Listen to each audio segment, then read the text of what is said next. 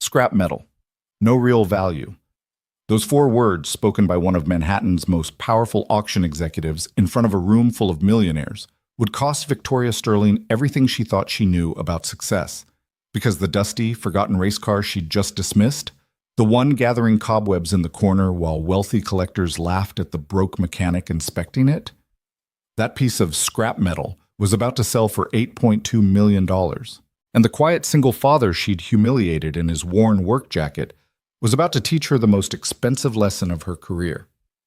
This is a story about what happens when ordinary people see things extraordinary people miss, about the difference between looking and actually seeing, about a discovery that would shake the collector world to its foundation and prove that sometimes, just sometimes, the things everyone else throws away are worth more than anything money can buy. Stay with me until the end.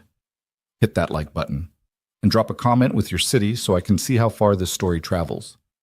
Let's begin. The fluorescent lights in Manhattan's Sterling Elite Auction House buzzed overhead like angry insects, casting harsh shadows across hundreds of expensive items arranged throughout the cavernous showroom. Outside, rain hammered against the tall windows overlooking Fifth Avenue, blurring the city lights into watercolor streaks. Inside, the air smelled like old money, leather, wood polish, and the particular brand of cologne worn by people who'd never checked a price tag in their lives. Ethan Mercer didn't belong here, and everyone knew it. He stood in the back corner of the preview hall, hands shoved deep in the pockets of his faded Carhartt work jacket, feeling about as comfortable as a fish in a tuxedo. His boots, practical, scuffed, honest boots that had walked through more motor oil than marble lobbies, squeaked slightly on the polished floor. Around him, collectors in tailored suits moved like sharks through crystal water, circling rare paintings, antique furniture, and jewelry that cost more than most people's houses. Nobody looked at Ethan twice. Why would they? He was 32 but looked older, the kind of tired that comes from raising a kid alone while running a struggling business. His dark hair needed cutting. His jacket had a small oil stain near the left pocket that he'd scrubbed at for 20 minutes before giving up. His hands were clean but permanently stained in the creases. Mechanic's hands, working hands, hands that told the truth about who he was and where he came from. Brooklyn. Specifically, a narrow two-story building in Sunset Park where the bottom floor was Mercer's auto repair and the top floor was home to him and his 6-year-old daughter, Lily. The auction preview had started an hour ago. Ethan had spent most of that time pretending to browse while actually trying not to knock anything over. Everything looked fragile and expensive and designed to make people like him feel inadequate.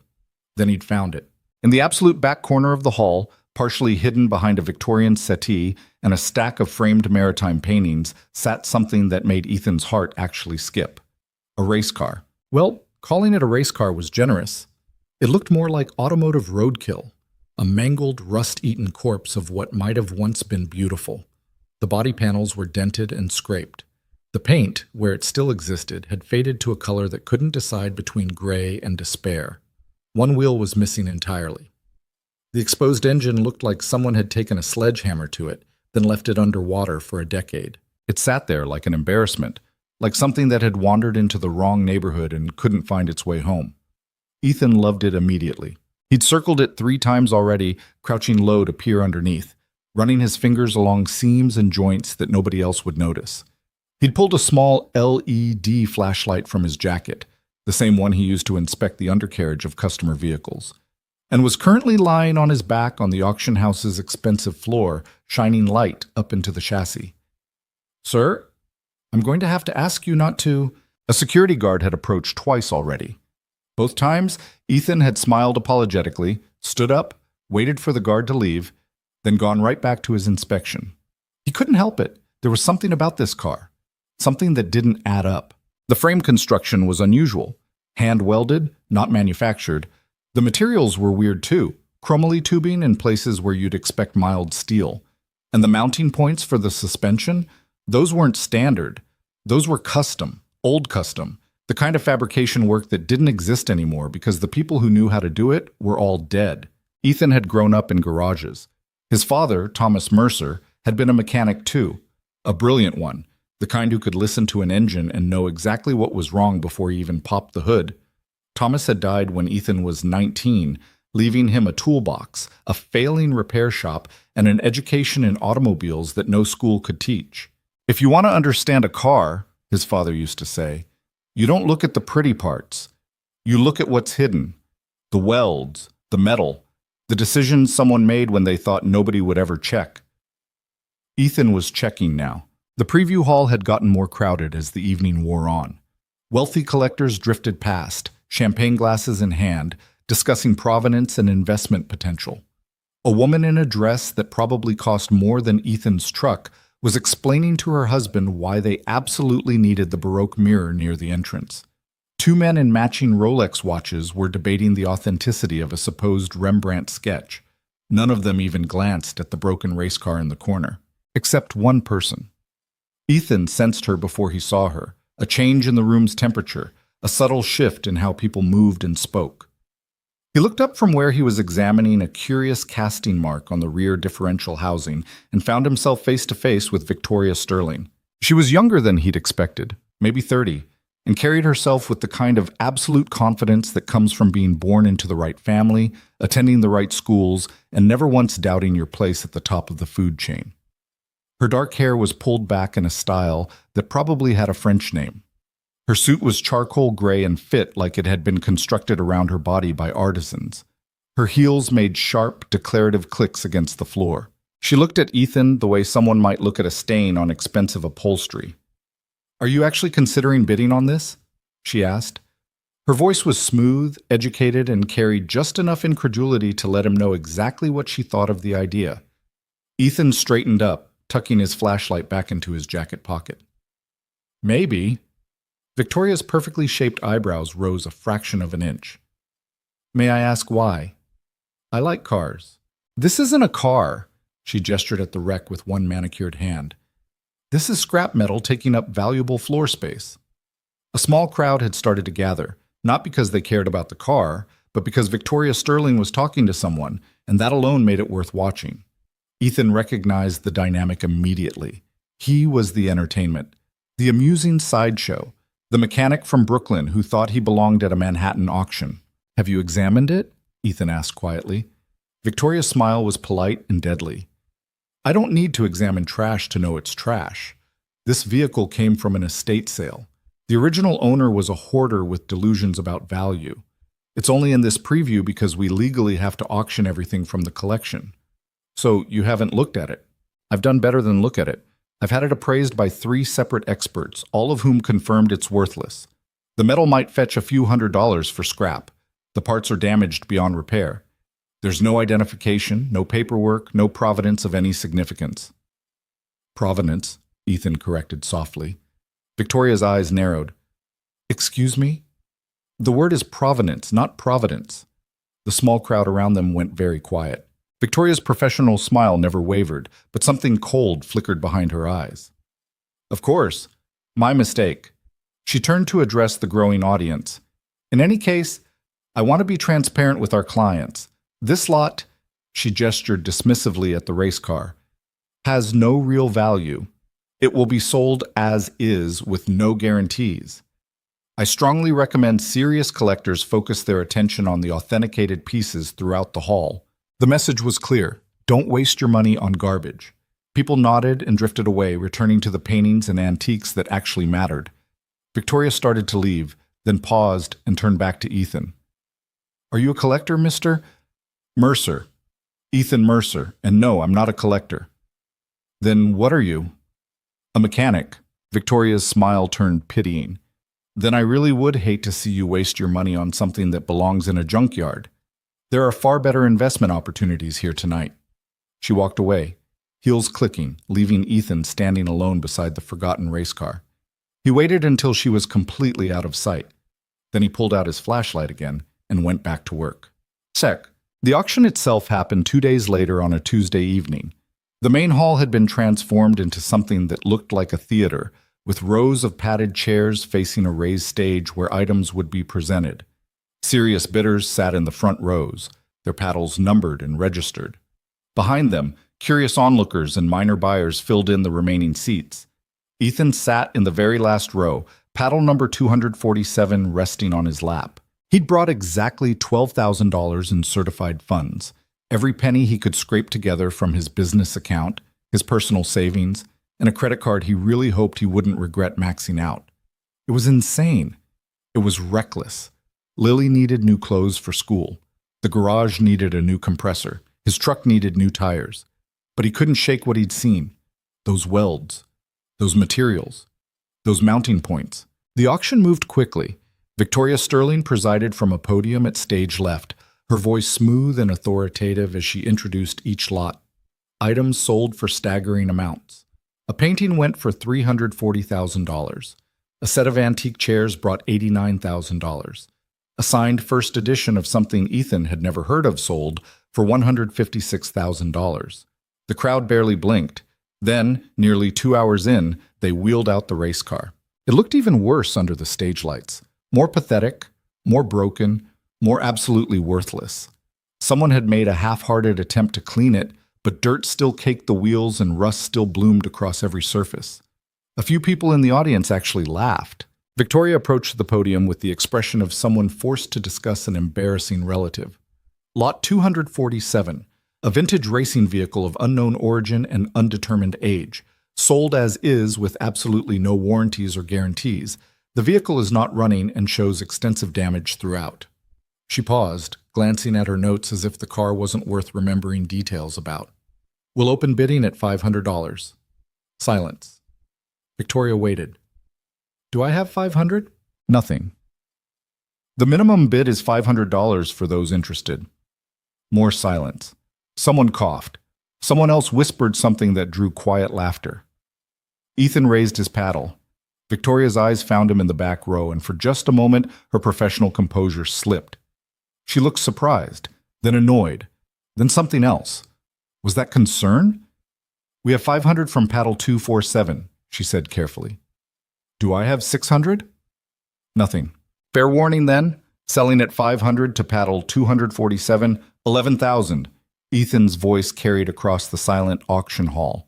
People turned in their seats to stare at him. The number made no sense.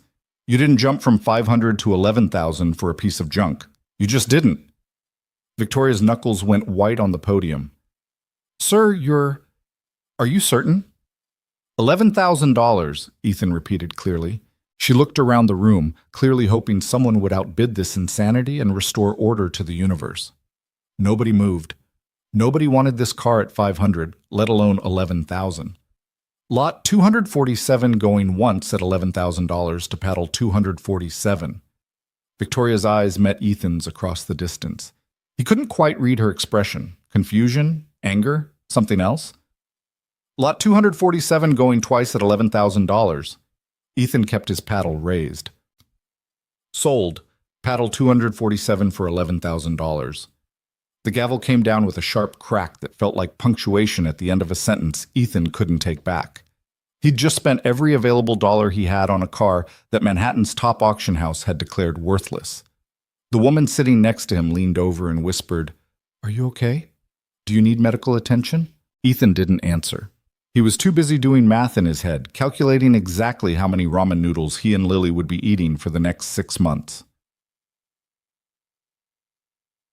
Dissecting. 3 days later, Ethan stood in his garage at 2:47 in the morning, staring at the race car under the harsh glow of LED work lights. Lily was asleep upstairs, her nightlight casting soft shadows on the ceiling above her small bed. She'd asked about the car when Ethan had it delivered. Is it a race car, Daddy? Can we race it? And Ethan had promised they'd make it beautiful again. He hoped that wasn't a lie. The garage was small, cluttered, and smelled like decades of motor oil, metal shavings, and honest work. Tools hung on pegboards, parts bins lined metal shelves. A rolling toolbox, older than Ethan but maintained with religious care, sat within arm's reach of the car. Ethan had already spent the last 2 days doing preliminary work. He documented everything with photographs. He'd carefully removed the damaged body panels, cataloging each piece. He'd drained the old fluids, checked the brake lines, inspected the fuel system. Now came the real work. He started with the engine. It was worse than he'd thought. Someone had tried to rebuild it at some point and done a spectacularly terrible job. Wrong gaskets, mismatched bolts, a carburetor that didn't belong anywhere near this type of motor. But underneath the amateur butchery, the core components were fascinating. The block itself was hand-cast aluminum alloy, unusual for anything that wasn't a high-performance racing application. The cylinder heads showed evidence of extensive port work.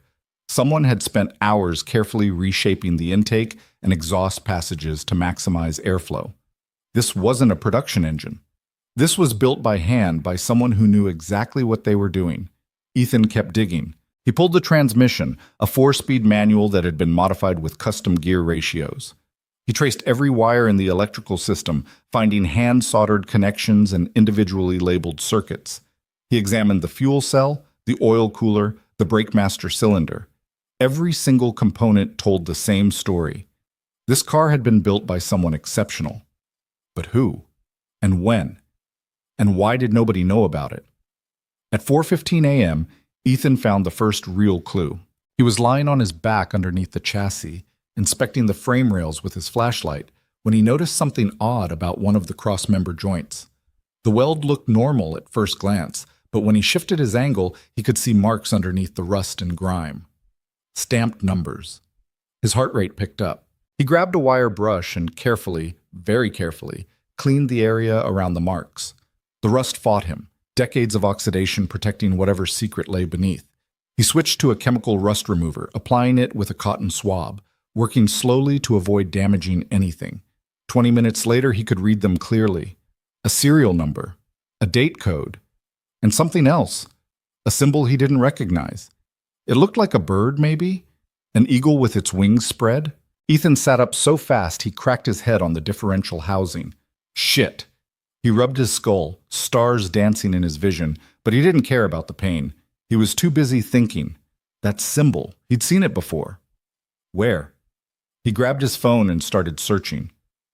Vintage race car symbols. American racing emblems, 1950s. Custom automotive manufacturer logos. Nothing matched. He tried different searches, different combinations of words. His coffee went cold beside him. His eyes burned from staring at the phone screen. Then, on the 37th search result of the 4th different query, he found it.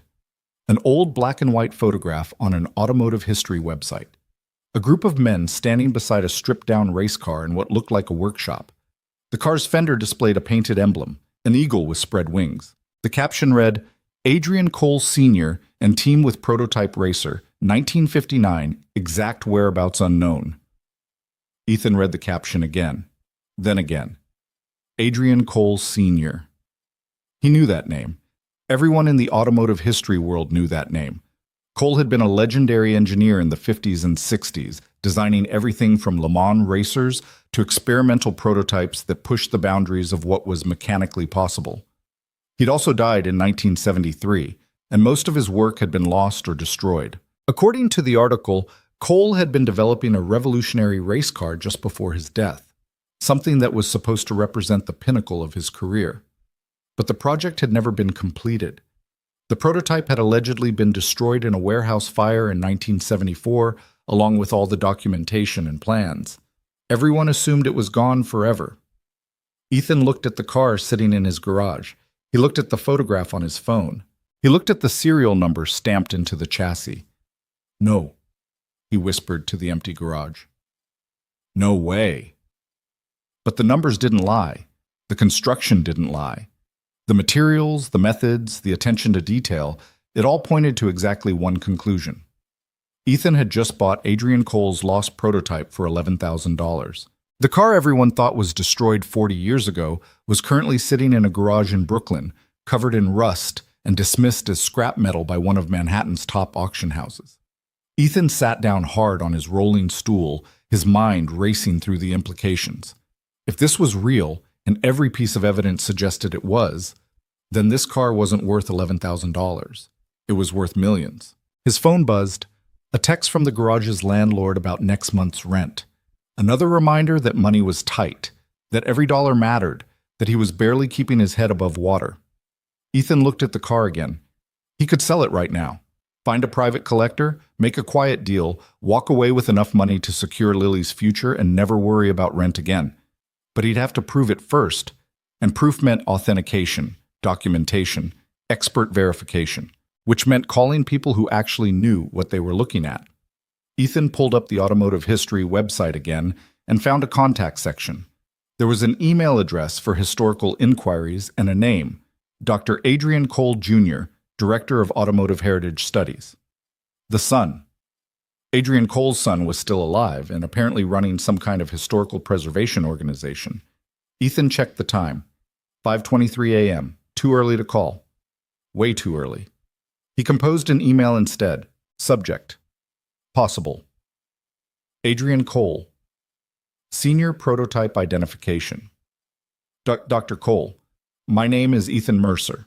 I'm a mechanic in Brooklyn, and I recently acquired a vehicle that shows some unusual characteristics consistent with your father's work. I found what appears to be an authentication mark and serial number that may connect to the prototype racer that was supposedly destroyed in 1974. I know this sounds crazy. I know people probably contact you all the time claiming they found something important, but I'm attaching photographs of the chassis markings, frame construction, and engine components. If you have any time to look at them, I'd appreciate your professional opinion. I'm not trying to waste your time. I just need to know if I'm seeing what I think I'm seeing. Respectfully, Ethan Mercer. He attached 17 high-resolution photographs showing every detail he documented, then read the email 3 times before hitting send. The response came in 43 minutes. Mr. Mercer, I need to see this vehicle in person immediately. Where are you located? I can drive down from Hartford today. Adrian Cole. Ethan read the email twice, his heart hammering. Dr. Cole, Mercer's Auto Repair, 847 43rd Street, Brooklyn. I'm here all day. The response took less than a minute. Be there by 11 a.m. Adrian Cole Jr. was 71 years old, rail-thin, and arrived at exactly 10:58 a.m., driving a vintage Mercedes sedan that was older than Ethan. He climbed out slowly, his movements careful but determined, and looked at the garage's faded sign with an expression Ethan couldn't quite read. Mr. Mercer? Dr. Cole, thanks for coming. They shook hands. Cole's grip was surprisingly strong. Show me, Cole said simply. Ethan led him into the garage where the race car sat under the work lights, still partially disassembled from Ethan's examination. Cole stopped in the doorway, his entire body going rigid. He didn't move for almost 30 seconds. Then, slowly, he walked forward. His hand rose, trembling slightly, and touched the car's frame with something approaching reverence. My God, he whispered, it's real.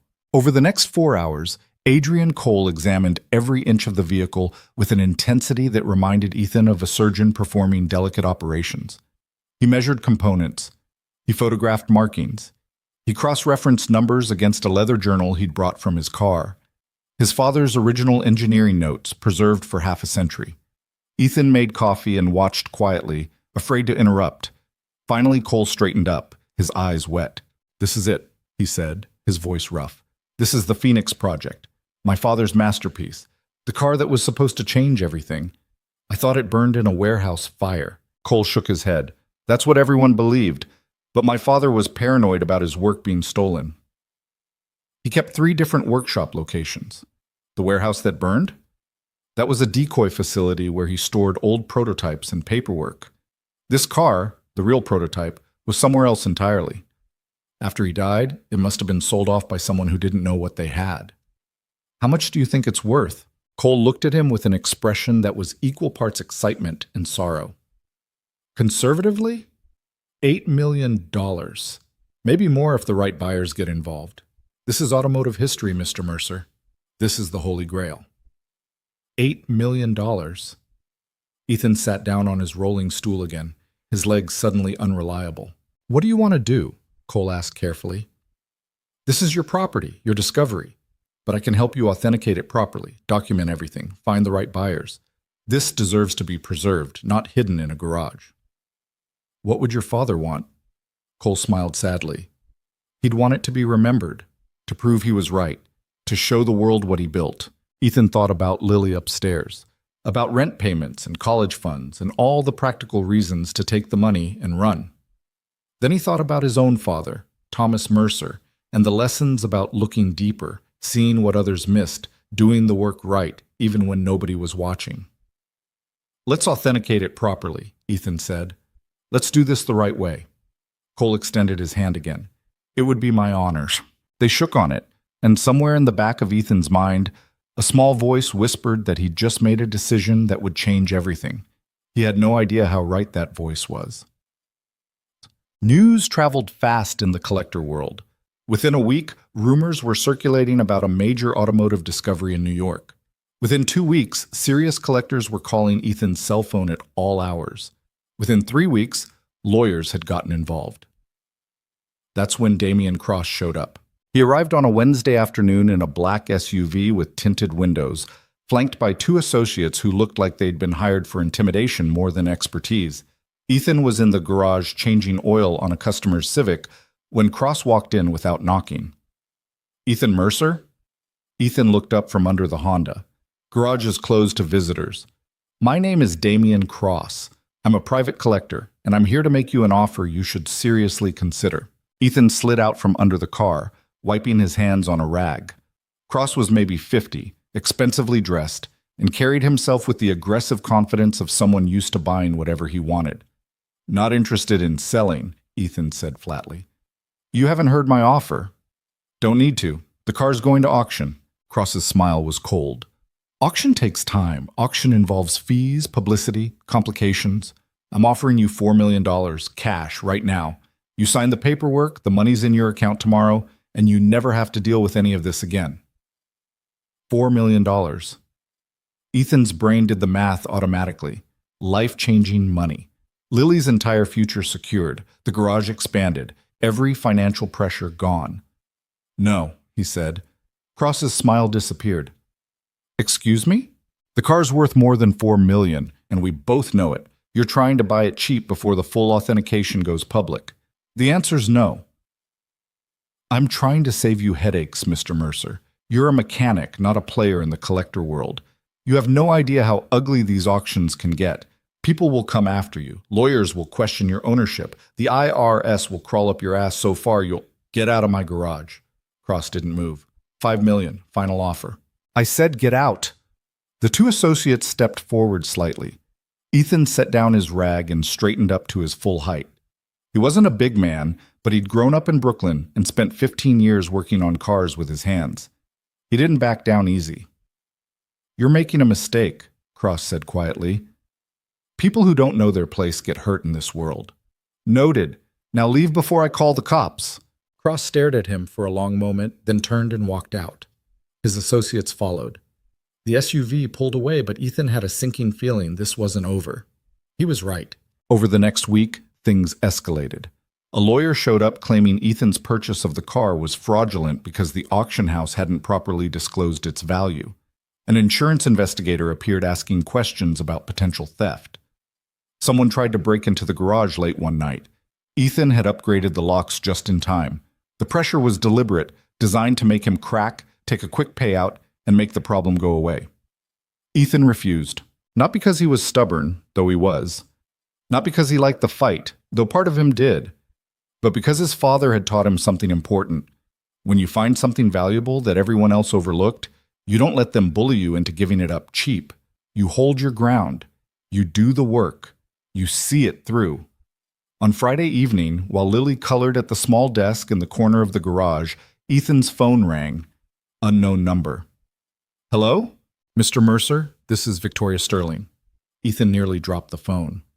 Ms. Sterling, I wanted to call personally to discuss the situation with the vehicle you purchased. Her voice was professional, controlled, but Ethan could hear something underneath. Tension, maybe?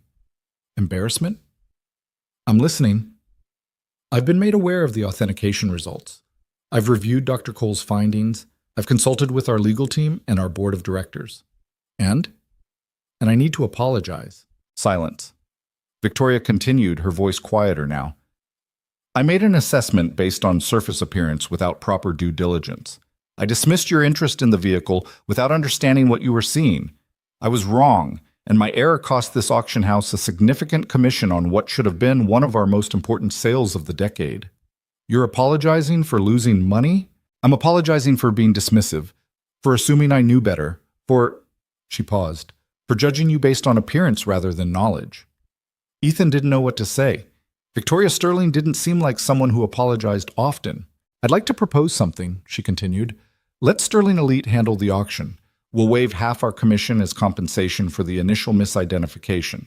We'll organize a special event, invite international buyers, ensure you receive maximum value for the vehicle, and I'll personally oversee every aspect to make sure it's done right. Why would you do that? Because it's the right thing to do, and because... Another pause. Because I don't like being wrong, Mr. Mercer. I don't like the idea that the car I called scrap metal in front of a room full of people is actually worth $8 million. I'd like the chance to fix that. Ethan thought about it. He could go with another auction house. Plenty had reached out. But Victoria's offer was good, and more importantly, it felt honest. Okay, he said finally, but I have conditions. Name them. First, the auction happens in 6 weeks. Gives us time to finish the authentication and do proper documentation. Second, Dr. Cole is involved in every step. His expertise, his father's legacy, all of it gets proper recognition. Third, I want full transparency on buyer identities. No shell corporations, no anonymous bidders. I want to know who's trying to own this car. Agreed. Anything else?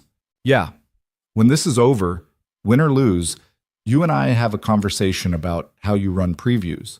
Because the next mechanic who walks into your auction house deserves better than being laughed at for actually looking at something nobody else bothered to examine. More silence on the other end. Then, agreed, Mr. Mercer. That's fair. They worked out the details and ended the call. Ethan set his phone down and looked at the race car. Still disassembled, still covered in decades of neglect, but now properly recognized for what it truly was. A masterpiece hiding in plain sight. Lily looked up from her coloring. Daddy, is the race car going to make us rich? Ethan smiled at his daughter. Maybe, sweetheart, but you know what's better than being rich? What? Being right when everyone else is wrong. Lily thought about that, then went back to her coloring. She was drawing a race car, a beautiful one with perfect wheels and bright colors, and a driver who looked suspiciously like her dad. Outside, Brooklyn settled into evening. Cars honked. Sirens wailed in the distance. The city kept moving, indifferent to the small garage where an ordinary mechanic had found something extraordinary. And in 6 weeks, the world was going to find out exactly what that meant. The next morning started with coffee that tasted like burnt disappointment and a phone call Ethan should have expected, but somehow didn't. Mr. Mercer, this is Janet Klein from the New York Times. I'm doing a piece on the Adrian Cole discovery, and I'd love to get your perspective on... Ethan hung up. The phone rang again immediately. Different number. Ethan Mercer? This is Marcus Webb from Automotive Classics magazine. We'd like to feature... He hung up again. By 9 a.m., he'd stopped answering calls from numbers he didn't recognize. By 10 a.m., there were 3 reporters standing outside the garage with cameras. By noon, Ethan had taped cardboard over the front windows and was seriously considering just living in the building until this whole thing blew over. Daddy, why are those people taking pictures of our garage? Lily stood at the top of the interior stairs, still in her pajamas, holding her stuffed rabbit by one worn ear. She was supposed to be getting ready for school, but the commotion outside had distracted her. They're interested in the car, sweetheart. The rusty one? Yeah. Turns out it's pretty special. Lily came down the stairs carefully, one step at a time, and peered through a gap in the cardboard. They don't look happy. They're just doing their jobs. Their jobs look annoying. Ethan couldn't help but smile. Go get dressed. Mrs. Chen's picking you up in 20 minutes. Mrs. Chen was their neighbor, a retired teacher who watched Lily after school and sometimes helped with morning drop-offs when Ethan had early appointments. She was also one of the few people in the neighborhood who didn't ask too many questions, which Ethan appreciated more than ever right now. After Lily left for school, Ethan tried to focus on actual work. He had 3 cars waiting for repairs, invoices to send, parts to order. Normal life didn't stop just because he'd accidentally stumbled into automotive history. But normal life was getting harder to maintain. Around 1 p.m., Adrian Cole called. Have you seen the articles? I'm trying not to. Probably wise. The speculation is getting wild. I've had 4 different collectors contact me claiming they have documentation proving ownership rights to the car. Ethan's stomach tightened. Can they actually do that? No, your purchase was legitimate, but they'll try anyway because that's what people do when this much money is involved. How are you holding up? I've had better weeks. Cole's laugh was dry. I imagine so. Listen, I'm driving down tomorrow with the final authentication documents. Everything's been verified, cross-referenced, and certified by 3 independent experts. The car is absolutely, without question, my father's Phoenix Project prototype. And its worth? Somewhere between 8 and 10 million, depending on the buyer. Could go higher if we get the right people in the room. $10 million. The number still didn't feel real. Ethan looked around his small, cluttered garage with its ancient tools and cracked concrete floor. $10 million was more money than would pass through this building in 100 years of oil changes and brake jobs. Ethan, I need to ask you something. Cole's voice had changed, become more serious. Are you absolutely sure you want to go through with the public auction? Because once this goes live, your life changes. Privacy goes away. Every decision gets scrutinized. People will treat you differently. You think I should take a private offer? I think you should do whatever keeps you and your daughter safe and happy. The money's important, but it's not everything. Ethan thought about Damian Cross and his cold smile, about the reporters outside, about the way his phone hadn't stopped ringing for 2 days. Then he thought about his father's voice. When you find something valuable that everyone else overlooked, you hold your ground. We go through with the auction, Ethan said. The right way. Then we'll make sure it's done properly. I'll see you tomorrow. After they hung up, Ethan walked over to where the race car sat, now partially reassembled. He'd spent hours cleaning components, cataloging parts, documenting every detail. The work was meditative, familiar. It reminded him why he'd become a mechanic in the first place. Because cars made sense. People were complicated, unpredictable, often disappointing. But cars? Cars were honest. They broke in specific ways for specific reasons. Fixed the problem, the car worked. Simple. Except nothing about this situation was simple anymore. The cardboard covering the front window rustled. Someone was trying to peek through a gap. Ethan walked over and pulled the cardboard tighter, securing it with more tape. He heard muffled conversation outside, then footsteps moving away. His phone buzzed. A text from Victoria Sterling. Press is getting aggressive. I'm arranging security for the vehicle and your property. They'll arrive tonight. Don't argue. Ethan started typing a response about not needing security, then deleted it. She was right. He did need security. This whole situation was spiraling into something he couldn't control alone. Thank you, he texted back. The response came immediately. This is partially my fault. I'm fixing it. Ethan stared at that message for a long moment. Victoria Sterling taking responsibility for something wasn't what he'd expected. People like her, wealthy, powerful, born into the right circles, they didn't usually admit fault. They definitely didn't help fix problems for mechanics from Brooklyn. But here she was, doing exactly that. Maybe he'd misjudged her. Or maybe she was just protecting her auction house's reputation. Hard to tell the difference sometimes. The afternoon crawled by with painful slowness. Ethan managed to finish the brake job on a Toyota and started diagnosing a check engine light on a Ford, but his concentration was shot. Every car that drove past made him look up. Every pedestrian that slowed down near the garage made him tense. He hated feeling this way, paranoid, jumpy, constantly waiting for the next problem. At 4:30 p.m., Mrs. Chen brought Lily home. The older woman looked concerned. There were photographers at the school, she said quietly, while Lily ran upstairs to drop off her backpack. They were asking other parents about you. I'm sorry you got dragged into this. Mrs. Chen waved a dismissive hand. I told them nothing, but Ethan, you need to be careful. People are talking. Some good things, some not so good. What kind of not so good? Oh, the kind where people wonder how a mechanic could afford an $11,000 car when he's always late on rent. The kind where they ask if maybe you knew what it was worth all along. Ethan's jaw tightened. I didn't. I know that. I know you. But other people? They see money, and they create stories. After Mrs. Chen left, Ethan made dinner, spaghetti with jarred sauce, the same meal they ate 3 times a week because it was cheap, and Lily actually liked it. They ate at the small table in the apartment upstairs while Lily chattered about school, about her friend Emma's new pencil case, about the substitute teacher who let them have extra recess. Normal kid stuff, normal life. Ethan held on to that normalcy like a lifeline. At 7 p.m., a black sedan pulled up outside. Two men in suits got out, surveyed the street with professional efficiency, then approached the garage. Ethan met them at the door. "Mr. Mercer, I'm Davis. This is Chen. Sterling Elite sent us to provide security." They were polite, professional, and clearly former military or law enforcement. Davis was tall and broad-shouldered. Chen was shorter but moved with the kind of controlled precision that suggested serious training. "We'll be outside in the vehicle overnight," Davis explained. 12-hour shifts, rotating team. Nobody gets in without your explicit permission. This seems excessive. You have an $8 million car in a garage in Brooklyn with minimal security infrastructure. This is actually the minimum. Hard to argue with that logic. The security team settled in, and Ethan went back upstairs. He helped Lily with her homework, second-grade math problems that somehow seemed harder than they should be, then read her 2 chapters of the book they were working through together. She fell asleep halfway through the second chapter, her breathing evening out into the soft rhythm of childhood sleep. Ethan sat there for a while watching her. This was what mattered. Not the car, not the money, not the reporters or the lawyers or any of it.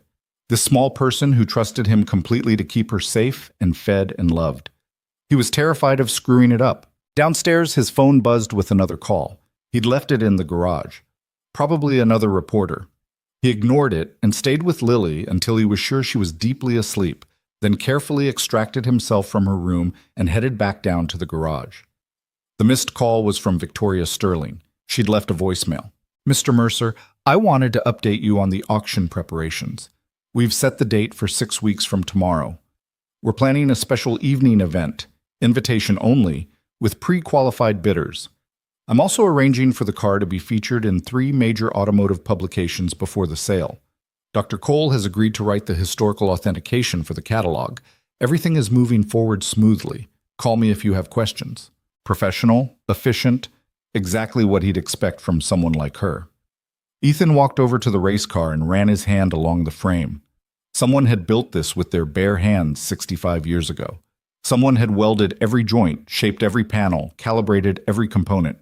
Adrian Cole Sr. had poured his knowledge and skill into this machine, trying to create something extraordinary.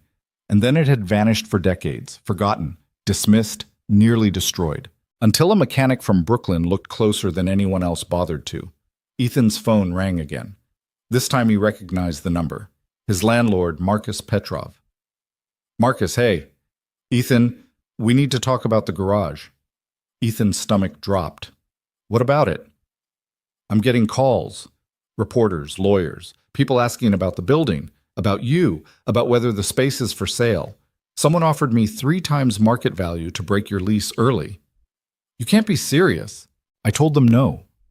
"You've been a good tenant, you pay on time, mostly, and I'm not in the business of screwing people over, but Ethan, this situation is getting complicated."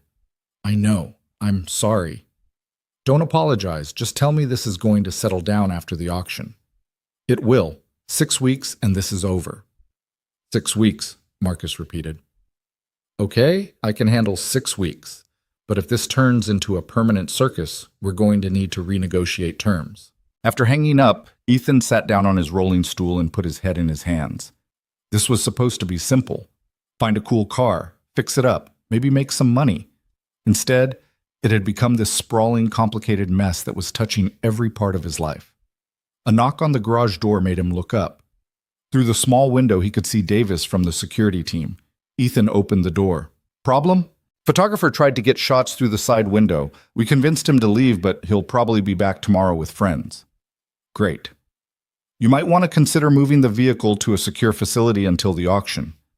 "This is my garage. I'm not giving that up." Davis nodded slowly. "Understood. We'll keep the perimeter secure." After he left, Ethan tried to do some actual work, but his heart wasn't in it. He gave up around 11 p.m. and headed upstairs, checking on Lily one more time before collapsing into his own bed. Sleep came slowly, interrupted by stress dreams about reporters and lawyers and cars that fell apart in his hands. The next 3 weeks were a blur of controlled chaos. Adrian Cole came and went, bringing documentation, answering questions from experts, handling the technical side of authentication. Victoria Sterling coordinated with publications, arranged photography sessions, dealt with potential bidders. Ethan tried to maintain some semblance of normal life. fixing cars during the day, helping with homework at night, pretending everything was fine. It wasn't fine. The reporters eventually got bored and left, but the pressure from collectors intensified. Damian Cross called twice more, each time increasing his offer. Other buyers approached with proposals that ranged from legitimate to borderline criminal. Someone suggested Ethan might want to consider alternative financing arrangements. Someone else implied that accidents happen to valuable cars all the time. The security team stayed posted outside 24 hours a day. Meanwhile, the automotive world was losing its collective mind. Articles appeared in every major publication. Forums exploded with debate about the car's authenticity, with keyboard experts dissecting every photograph and declaring confidently that it was either the real deal or an elaborate hoax. Conspiracy theories emerged. Someone claimed the warehouse fire in 1974 was actually an insurance fraud scheme. Someone else insisted Adrian Cole Sr. had actually built 3 prototypes, not one. The noise was overwhelming. Through it all, Ethan kept his head down and did what he knew how to do. He worked. He finished reassembling the car properly, replacing damaged components with period-correct parts, cleaning and preserving the original elements. It was meticulous, painstaking work that required absolute focus. It was also the only thing keeping him sane. 4 weeks before the auction, Victoria Sterling showed up at the garage unannounced. Ethan was underneath a Honda Accord, replacing a leaking oil pan when he heard expensive heels clicking across the concrete floor. He slid out from under the car, wiping grease from his hands. Victoria stood there in another perfect suit, looking as out of place as ever in the cluttered garage. But something was different this time. She seemed less certain, less armored. "Ms. Sterling, we have a meeting I forgot about?" "No, I was in the neighborhood and thought I'd check on the car's progress." "You were in Sunset Park? In Brooklyn?" A slight smile touched her lips. "Okay, I wasn't in the neighborhood. I drove here specifically. May I see it?" Ethan gestured toward the back of the garage where the race car sat, now mostly reassembled and looking dramatically better than it had 6 weeks ago. The rust had been treated and preserved rather than removed. Cleaning it too much would destroy the authenticity. But the overall structure was now clearly visible as the masterpiece it was. Victoria approached slowly, her expression shifting as she took in the details. She crouched down, carefully, so as not to damage her suit, and examined one of the custom suspension mounting points. "I looked right at this," she said quietly. "That day at the preview. I walked past it 3 times and never saw any of this. Most people don't. You did. I had practice. My father used to make me inspect cars with him when I was a kid. He'd point at something and ask what I saw. I'd describe it, and he'd say, 'Look closer. What are you missing?' We'd do that for hours." Victoria stood up, brushing invisible dust from her skirt. "He taught you well. He taught me to pay attention. Turns out that's a useful skill." They stood there in awkward silence for a moment. Outside, traffic hummed past. Somewhere in the distance, a car alarm went off and then stopped. "I need to tell you something," Victoria said finally. "The board at Sterling Elite wanted to back out of this auction. They argued that the initial misidentification created too much liability risk. They wanted me to recommend you take the car to Sotheby's or Christie's, let someone else handle the potential blowback." Ethan felt his chest tighten. "What did you say?" "I said no. I told them this was our mistake to fix, our opportunity to demonstrate integrity, and our chance to prove that Sterling Elite handles difficult situations properly. I threatened to resign if they pulled out." "You didn't have to do that." "Actually, I did. Because you were right that night on the phone. The way I treated you at the preview, dismissive, condescending, assuming I knew better without actually doing the work, that's everything wrong with how people like me operate. I don't want to be that person anymore."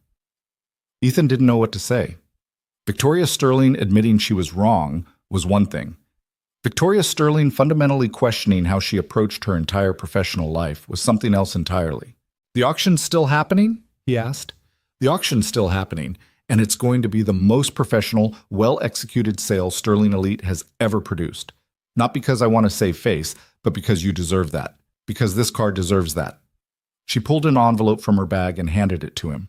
"This is the preliminary catalog entry. I wanted you to see it before publication." Ethan opened the envelope and read the description. It was thorough, accurate, and written with genuine respect for both the car and the story of its discovery. There was no mention of the initial dismissal, no attempt to rewrite history, just honest documentation of what the car was and how it had been found. "This is good," he said. Dr. Cole helped. He's quite passionate about his father's legacy. "Yeah, I've noticed." Victoria checked her watch, a slim, expensive piece that probably cost more than Ethan's truck, and seemed about to leave. Then she hesitated. "Can I ask you something personal?" "Sure."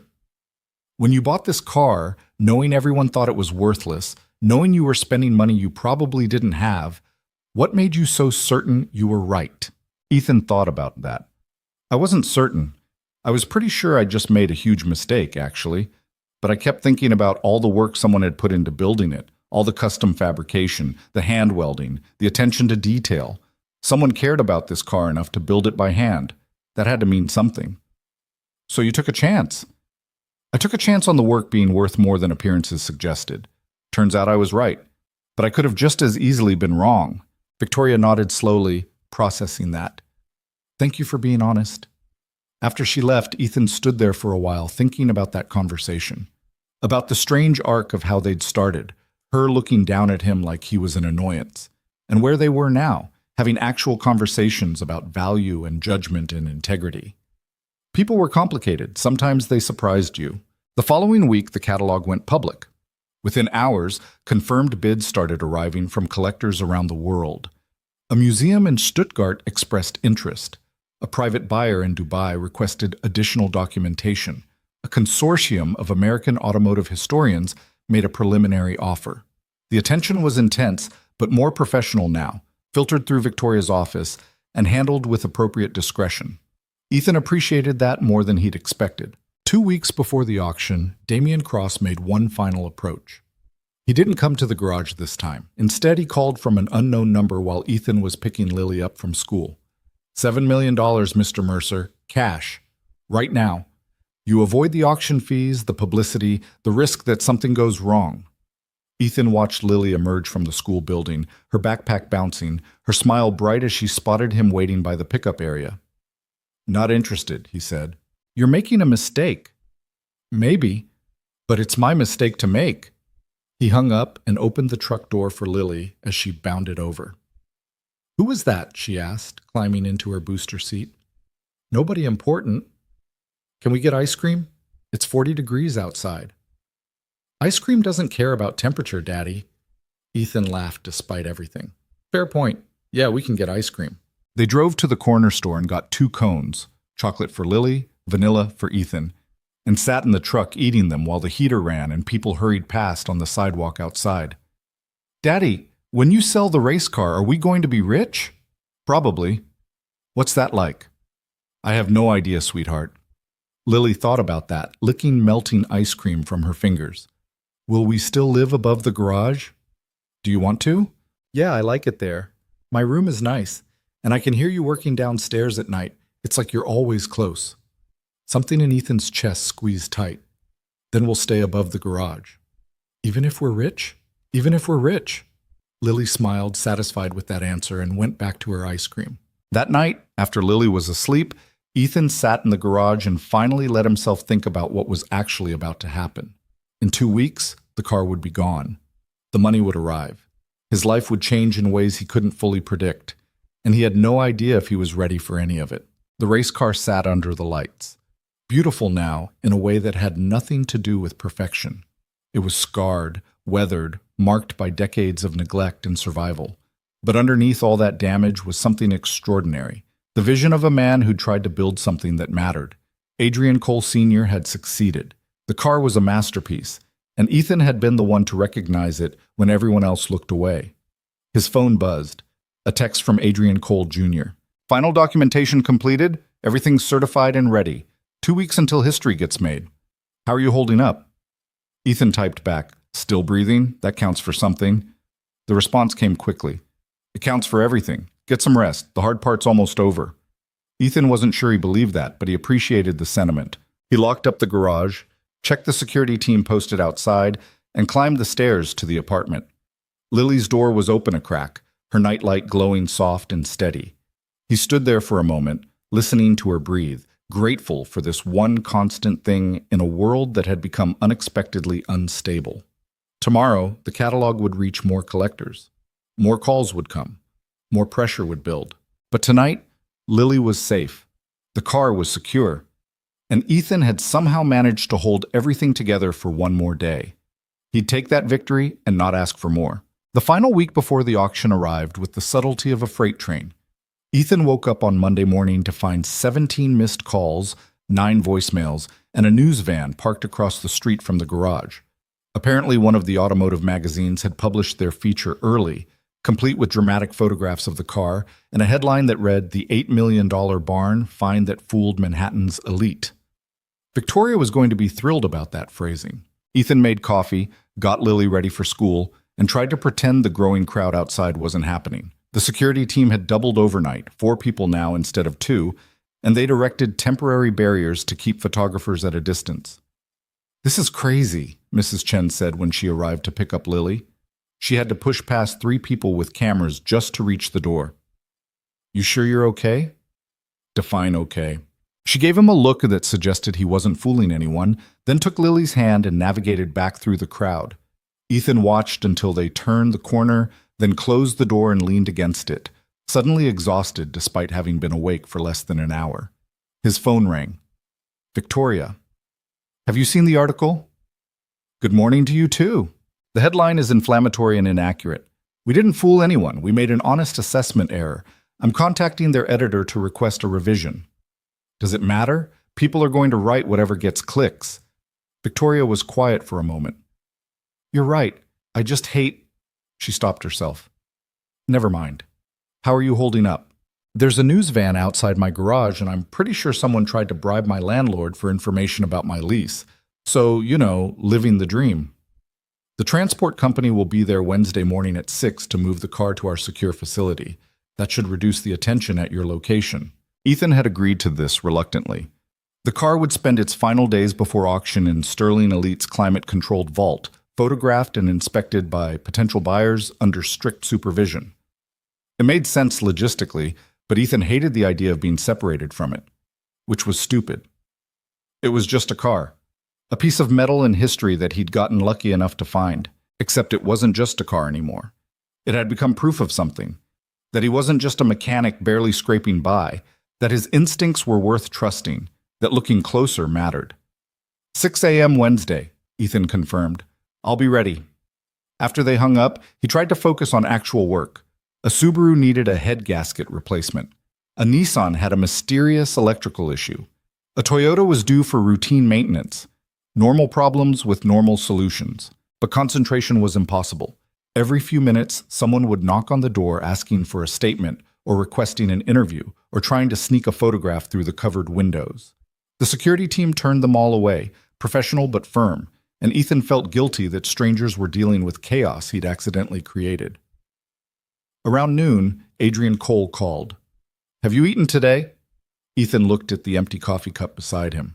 "Does coffee count?" "No, I'm bringing lunch. Don't argue." Cole arrived 40 minutes later with Chinese takeout and a determination to make sure Ethan actually consumed food. They ate in the small office area, surrounded by filing cabinets and invoices, and the comfortable clutter of a working garage. "The bidding interest is remarkable," Cole said between bites of Kung Pao chicken.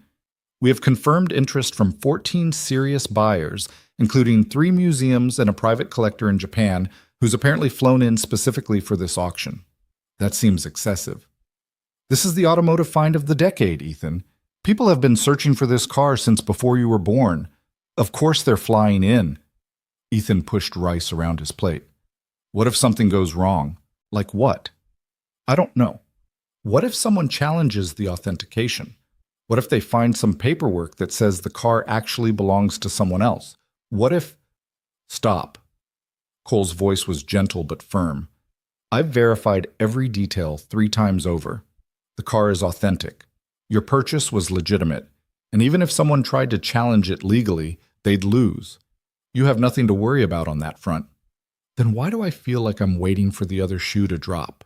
Cole set down his fork and looked at Ethan with the kind of understanding that comes from experience. "Because your life is about to change dramatically, and change is terrifying even when it's good.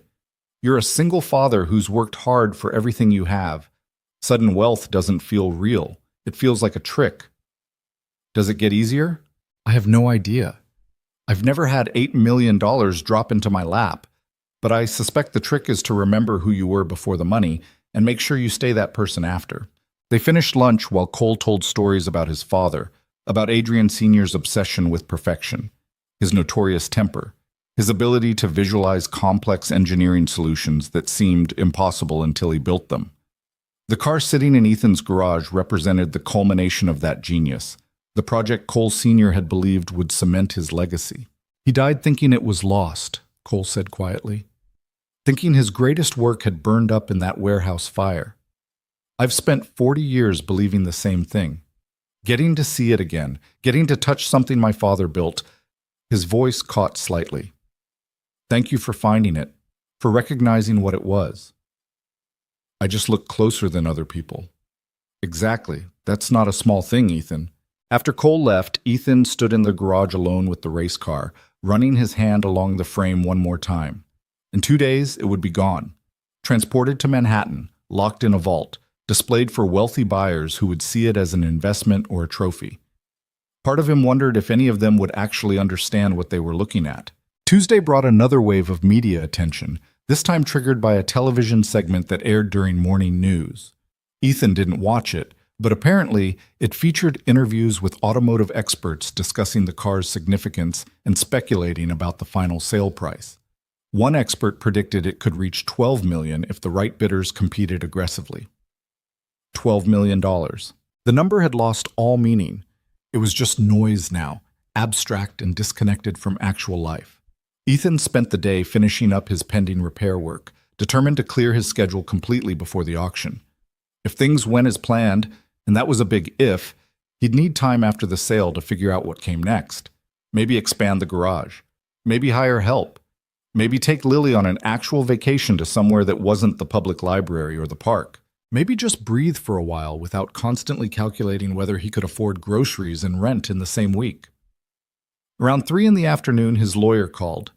Ethan had hired someone a few weeks back, a no-nonsense attorney named Sarah Martinez who specialized in contract law and didn't seem impressed by anyone. I've reviewed the Sterling Elite auction agreement, she said without preamble. Everything looks standard. Commission structure is fair, especially with the reduction they offered. Insurance coverage is appropriate. Payment terms are acceptable. So I just sign it? I'd recommend one small addition, a clause specifying that if the car doesn't sell, you retain all rights, and Sterling Elite covers the cost of return transport. Unlikely scenario, but worth protecting yourself. You think it might not sell? No, I think it'll sell for an obscene amount of money, and you'll spend the next year figuring out how to deal with sudden wealth. But I'm paid to think about worst-case scenarios. Ethan appreciated that kind of practical pessimism. Add the clause. Send me the revised version. Already done. Check your email. After signing the paperwork electronically, Ethan picked up Lily from Mrs. Chen's apartment and took her to the small playground 3 blocks away. It was cold enough that their breath fogged in the air, but Lily didn't care. She climbed the jungle gym with fearless determination while Ethan sat on a bench and tried not to check his phone every 30 seconds. Daddy, watch this! Lily hung upside down from a bar, her coat falling around her ears, grinning like this was the greatest achievement in human history. Very impressive, sweetheart. Don't fall. I won't fall. I'm an expert. She was 6. She was definitely not an expert, but Ethan had learned that sometimes you just had to trust kids to know their own limits.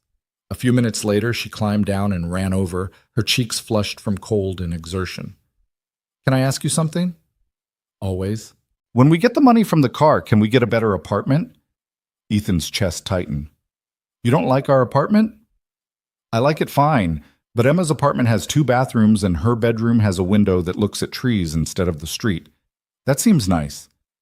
Would you want to move away from the garage? Lily considered this seriously. No, I like living where you work, but maybe we could make our apartment nicer, like get a couch that doesn't have that weird smell. Ethan laughed despite himself. The couch doesn't smell weird. It smells like old people in sadness, Daddy. Where did you even learn that phrase? Emma said it. Emma sounds like a very opinionated kid. She is. Can we get a new couch? Yeah, sweetheart, we can get a new couch. Lily hugged him suddenly, fiercely, her small arms tight around his waist. I love you, Daddy. I love you too, Lil. They stayed at the playground until the sun started setting and the temperature dropped enough that even Lily admitted she was cold. Walking back to the garage, Ethan felt something shift in his chest, a loosening of the constant anxiety that had been his companion for weeks. Whatever happened with the auction, they'd be okay. He'd make sure of it. Wednesday morning arrived dark and cold. Ethan was awake at 5, drinking coffee and watching the street through the window as the transport truck arrived precisely at 6. It was a massive enclosed trailer, the kind used for moving exotic cars worth more than most houses. 3 technicians emerged, along with Davis from the security team and someone Ethan didn't recognize carrying a clipboard. The loading process took almost an hour. They used specialized ramps, soft straps, and moved with the kind of careful precision usually reserved for handling live explosives. Ethan supervised, answering questions about the car's condition and signing various documents confirming the transfer. Victoria arrived halfway through, stepping out of a black town car and immediately conferring with the transport supervisor. She was dressed for business, sharp suit, minimal jewelry, hair pulled back, and moved through the organized chaos with absolute authority. Everything's proceeding smoothly, she told Ethan. The car will be in our vault by 8. We'll begin controlled viewings for pre-qualified bidders tomorrow. How many people want to see it? 17 have requested appointments so far. We're limiting viewings to 30 minutes each with maximum 2 people per session. Ethan watched as the technicians secured the final straps, triple-checking every connection point. The race car sat in the trailer like a museum piece, dramatically lit and utterly out of context. This feels weird, he said. What does? Watching it leave. I know it's not mine anymore. Well, not for much longer. But I've spent 6 weeks with that car. Fixed it, cleaned it, documented every detail. Now it's just gone. Victoria was quiet for a moment, watching the technicians close the trailer doors. You gave it value by seeing what others missed. That doesn't disappear just because the car changes location. That's supposed to make me feel better? I don't know, does it? Ethan considered. Maybe a little. The truck pulled away at exactly 7:04 a.m., flanked by 2 security vehicles. Ethan stood on the sidewalk and watched until it turned the corner and disappeared into morning traffic. The garage felt empty now, the space where the car had been just a rectangle of cleaner concrete surrounded by oil stains and tire marks. What happens now? He asked.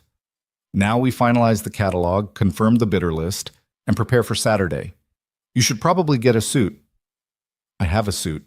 Victoria looked skeptical. When's the last time you wore it?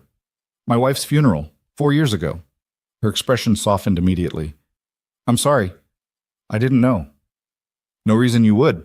Ethan shoved his hands in his pockets, suddenly uncomfortable. Anyway, yeah, I should probably make sure it still fits. The auction starts at 7 p.m. Doors open at 6:30 for registered bidders. You can bring a guest if you'd like.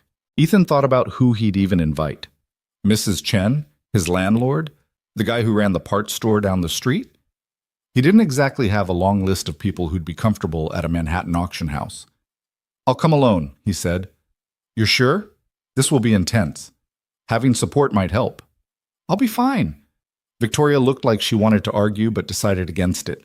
Call me if you need anything before Saturday. And Ethan, try to get some sleep. You look exhausted.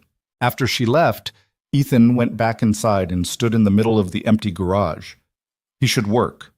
Should catch up on the repairs he'd been neglecting. Should do literally anything productive. Instead, he just stood there, feeling the absence of something he'd never actually owned, preparing for a future he couldn't quite imagine. The next 3 days passed in a strange, suspended state. Ethan went through the motions, fixed cars, made meals, helped with homework, but part of his mind was always elsewhere, counting down to Saturday evening and whatever came after. Victoria called Thursday with updates. The viewings were going well. Bidder interest remained strong. Everything was proceeding according to plan. She sounded almost surprised by how smoothly things were running, as if she'd been expecting disaster and couldn't quite believe it hadn't arrived yet. Ethan understood the feeling. Friday afternoon, he drove to a department store in Manhattan and bought a new suit. Not anything fancy. He wasn't trying to impress anyone, but something that fit properly, and didn't carry memories of standing beside a grave while strangers offered condolences he didn't know how to accept. The salesman tried to upsell him on shoes, a belt, a tie clip. "I'm good," Ethan said. "Just the suit." "Big event?" "Something like that." Friday night, Mrs. Chen came over to watch Lily. Ethan had explained where he'd be, at an auction in Manhattan, but had downplayed exactly what was being sold. Mrs. Chen knew about the car. Everyone in the neighborhood knew by now, but she'd been blessedly discreet about the whole situation. "You nervous?" she asked while Lily was upstairs getting ready for bed, terrified. "You'll do fine. You're a good man, Ethan. Don't forget that when all the money people start talking." He tried on the suit after she left, standing in front of the bathroom mirror and barely recognizing himself. He looked like someone who belonged in Manhattan, someone successful, someone who had their life together. The illusion was almost convincing. Saturday arrived with clear skies and temperatures just above freezing. Ethan spent the morning being completely useless, unable to focus on anything for more than a few minutes at a time. He attempted to read Lily a story and lost his place 3 times. He tried to fix breakfast and nearly burned the eggs. He started organizing his toolbox and gave up after 2 minutes. "Daddy, you're being weird," Lily observed from her spot at the kitchen table, coloring with intense concentration. "Sorry, sweetheart. Big day." "Is today when you sell the race car?" "Yeah." "Are you sad?" Ethan thought about that. "A little, but mostly just nervous." Emma's mom says being nervous means you care about something. Emma's mom is smart. "Can I come with you?" "Not tonight. It's a grown-up thing, but I promise I'll tell you everything tomorrow."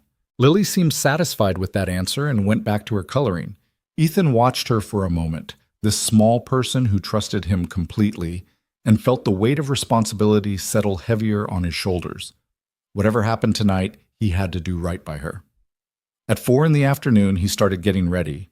Shower, shave, the new suit that still felt foreign and uncomfortable. He stared at himself in the mirror and tried to project confidence. It didn't work, but at least he looked presentable. Mrs. Chen arrived at 5. Lily hugged him extra tight before he left, making him promise to wake her up when he got home, no matter how late it was. "I want to know everything," she said seriously. "Everything might be boring." "I'll decide that." The drive into Manhattan took longer than expected. Saturday evening traffic was brutal, and Ethan spent 40 minutes creeping along in stop-and-go congestion while his anxiety ramped up to new heights. He parked in a garage 6 blocks from Sterling Elite and walked the rest of the way, his breath fogging in the cold air. The auction house looked different at night. Lit from within, elegant and imposing, it seemed designed to remind people of their place in the world's hierarchy. Ethan climbed the steps and pushed through the heavy glass doors into warmth and soft lighting and the quiet murmur of wealth. The main hall had been transformed.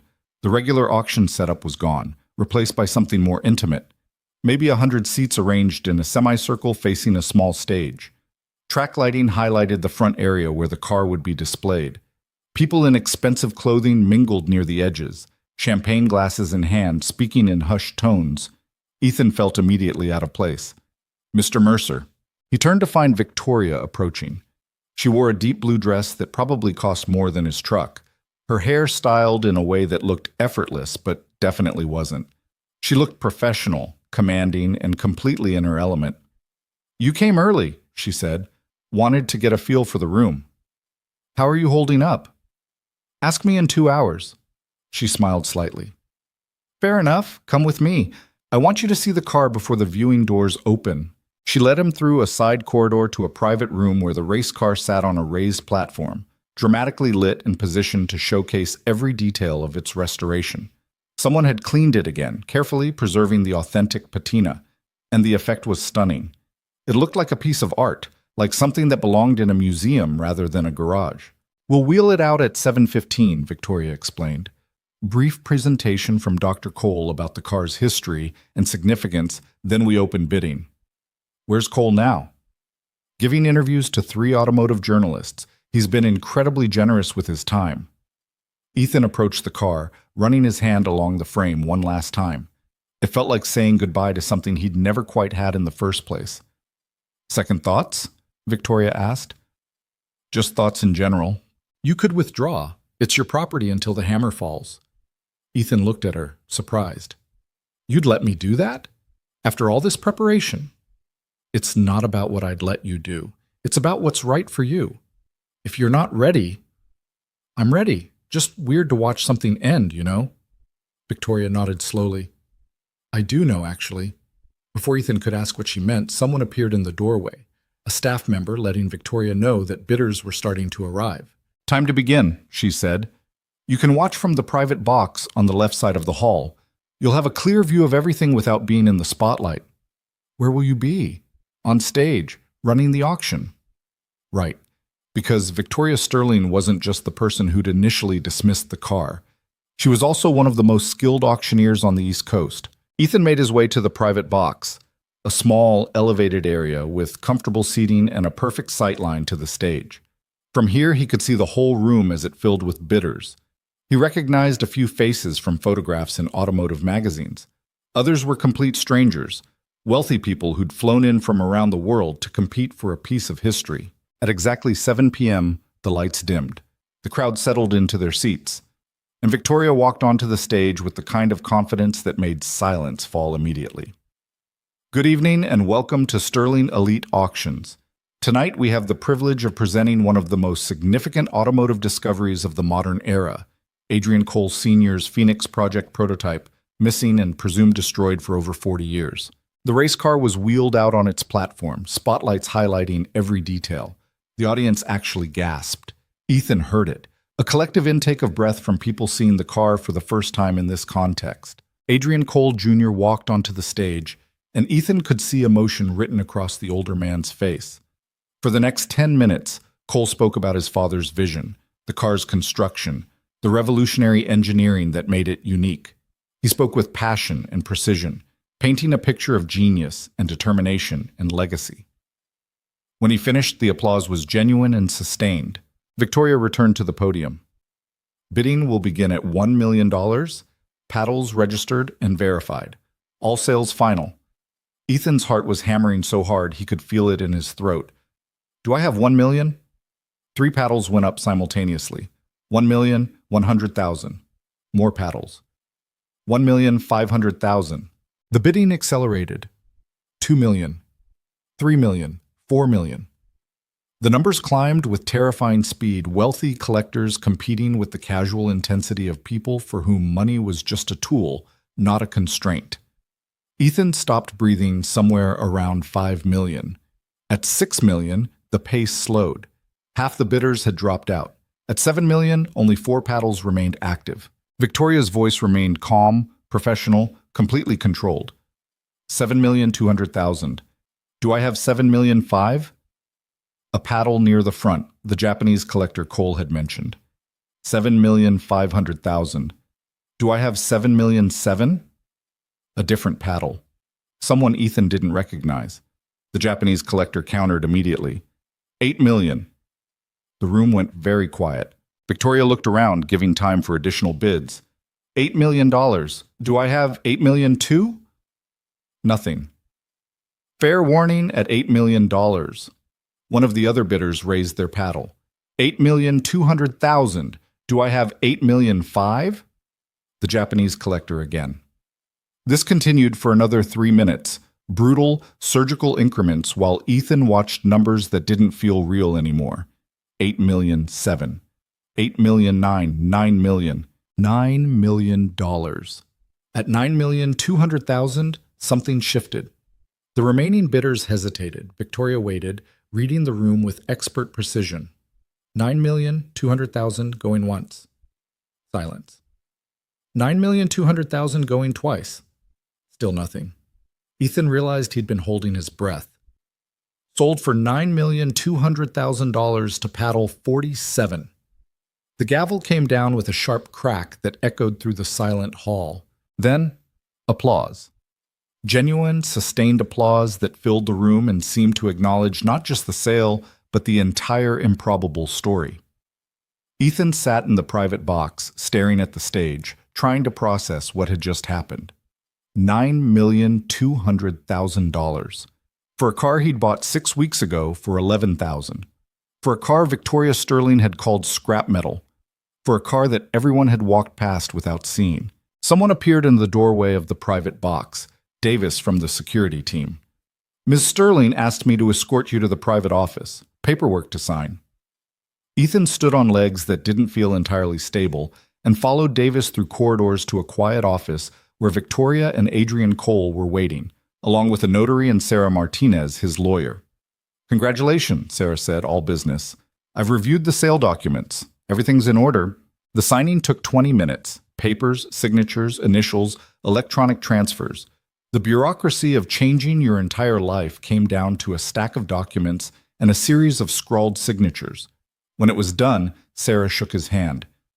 The money will be in your account within 72 hours, minus the agreed commission and fees. Total net to you should be approximately $8,400,000. $8,400,000. Ethan couldn't form words. Adrian Cole approached and pulled him into an unexpected hug. Thank you, the older man said, his voice rough. Thank you for finding it, for recognizing it, for bringing it back. I just looked closer than other people. Exactly. After Cole left, Victoria remained standing by the window that overlooked Fifth Avenue. The office was quiet now, just the two of them. That was incredible, Ethan said finally. That was appropriate. The car deserved that kind of attention. You made it happen. Victoria turned from the window. You made it happen by seeing value where I saw nothing. I just corrected my mistake. They stood there in awkward silence for a moment. What happens now? Ethan asked. Now you go home to your daughter and figure out what comes next. And Ethan, don't let the money change who you are. You saw something real when everyone else was blind. That's rare. Don't lose it. He drove home through Manhattan traffic in a daze, the city lights blurring past while his brain tried and failed to process the evening. $9 million. $8.4 million after fees. Money that would secure Lily's future, expand the garage, eliminate every financial pressure that had defined his adult life. And yet somehow, driving through Brooklyn toward home, all he could think about was the look on Adrian Cole's face when he'd talked about his father's legacy, about Victoria Sterling admitting she'd been wrong, about the car itself, now owned by someone who'd probably never crawl underneath it with a flashlight, never appreciate the hand-welded seams and custom fabrication that made it extraordinary. He parked outside the garage at 10:47 p.m. Mrs. Chen met him at the door, her eyes bright with curiosity. Well? It's sold. For? $9.2 million. Mrs. Chen actually gasped. That's real money, Ethan. Yeah, it is. After she left, Ethan climbed the stairs to find Lily still awake, sitting up in bed with her stuffed rabbit. You promised to wake me up, she said accusingly. You're already awake. I wanted to make sure you didn't forget. Ethan sat on the edge of her bed. The car sold for $9 million. Lily's eyes went wide. That's a lot. Yeah, sweetheart, that's a lot. Are we rich now? Yeah, I guess we are. Lily considered this seriously. Can we still get pizza on Fridays? Ethan laughed, something tight in his chest loosening. Yeah, Lil, we can still get pizza on Fridays. Good, I like our pizza nights. She fell asleep within minutes, her breathing evening out while Ethan sat there in the dark, listening to the sounds of Brooklyn outside the window. Car alarms. Distant sirens. The constant hum of the city that never actually slept. His phone buzzed. A text from Victoria. Thank you for trusting me to make this right. You deserved better than my initial judgment, and I hope tonight proved that. V. Ethan stared at that message for a long moment, then typed back. Thank you for seeing past your mistake. Not everyone does. He didn't get a response, but he hadn't expected one. Downstairs, the garage sat empty except for the 3 cars waiting for repairs and the ghost of the space where the race car had been. Ethan stood there in the darkness, feeling the weight of what had just happened, knowing that tomorrow would bring changes he couldn't predict. But tonight, Lily was safe. The money would clear. And somewhere in Manhattan, an extraordinary car was being celebrated by people who finally understood its worth. Sometimes, Ethan thought, paying attention was enough. Sometimes looking closer changed everything. Sunday morning came with a hangover Ethan hadn't earned. He'd barely slept, his mind cycling through the auction on repeat, the numbers climbing, Victoria's controlled voice, The moment the gavel came down and everything changed. He lay in bed staring at the ceiling until Lily knocked on his door at 7:30, asking if they were still getting pancakes like they did every Sunday. Right. Pancakes. Normal life. Yeah, sweetheart. Give me 10 minutes. They went to the diner 3 blocks over, the same place they'd been going since Lily was old enough to sit in a booth. The waitress knew their order before they sat down: chocolate chip pancakes for Lily, coffee, and eggs for Ethan. The vinyl seats were cracked and repaired with duct tape. The coffee tasted like it had been brewed sometime last week. It was perfect. So we're really rich now? Lily asked through a mouthful of pancakes. Don't talk with your mouth full. And yes, we're really rich now. How rich? Enough that you don't have to worry about money ever again. Lily considered this while drowning her pancakes in more syrup than any human should consume. Does that mean I can get a puppy? We'll talk about it. That's what you always say when the answer is no. That's not true. It is, though. Ethan couldn't help but smile. Even with $8 million about to land in his bank account, his daughter could still negotiate circles around him. Some things money wouldn't change. They finished breakfast and walked home through Brooklyn streets that looked exactly the same as they had yesterday, before the auction, before everything. Same cracked sidewalks, same bodega on the corner, same guy selling newspapers from a folding table. Nothing had changed except everything. Back at the garage, Ethan tried to focus on the Subaru that needed a head gasket replacement. He got as far as removing the valve covers before his phone started ringing. The first call was from a financial advisor he'd never heard of. The second was from a wealth management firm. The third was a reporter asking for his reaction to a blog post claiming the whole authentication was a fraud. He stopped answering after that. By Monday, the money still hadn't cleared, but the attention had somehow gotten worse. There were emails from investment advisors, insurance agents, real estate brokers, and at least 6 people claiming to be long-lost relatives. Someone had posted his address online, and now random people kept walking by taking pictures of the garage. This is temporary, Sarah Martinez told him during a phone call Monday afternoon. Give it 2 weeks and they'll find someone else to obsess over. 2 weeks. Maybe 3. Look, you need to make some decisions. The money's going to clear Wednesday morning. You need a real financial plan before that happens, or you're going to get eaten alive by people who think you're an easy target. She recommended a firm that specialized in sudden wealth, lottery winners, inheritance recipients, people who'd gotten lucky and didn't know how to protect themselves. Ethan made an appointment for Thursday. Tuesday brought a surprise visit from Damian Cross. Ethan was under the Toyota doing routine maintenance when he heard expensive shoes clicking across the concrete floor. He slid out from under the car to find Cross standing there with the same cold smile he'd worn during their previous encounters. Congratulations on your sale, Cross said. $9,200,000. Impressive number. What do you want? I wanted to make sure there were no hard feelings. I made several offers. You declined.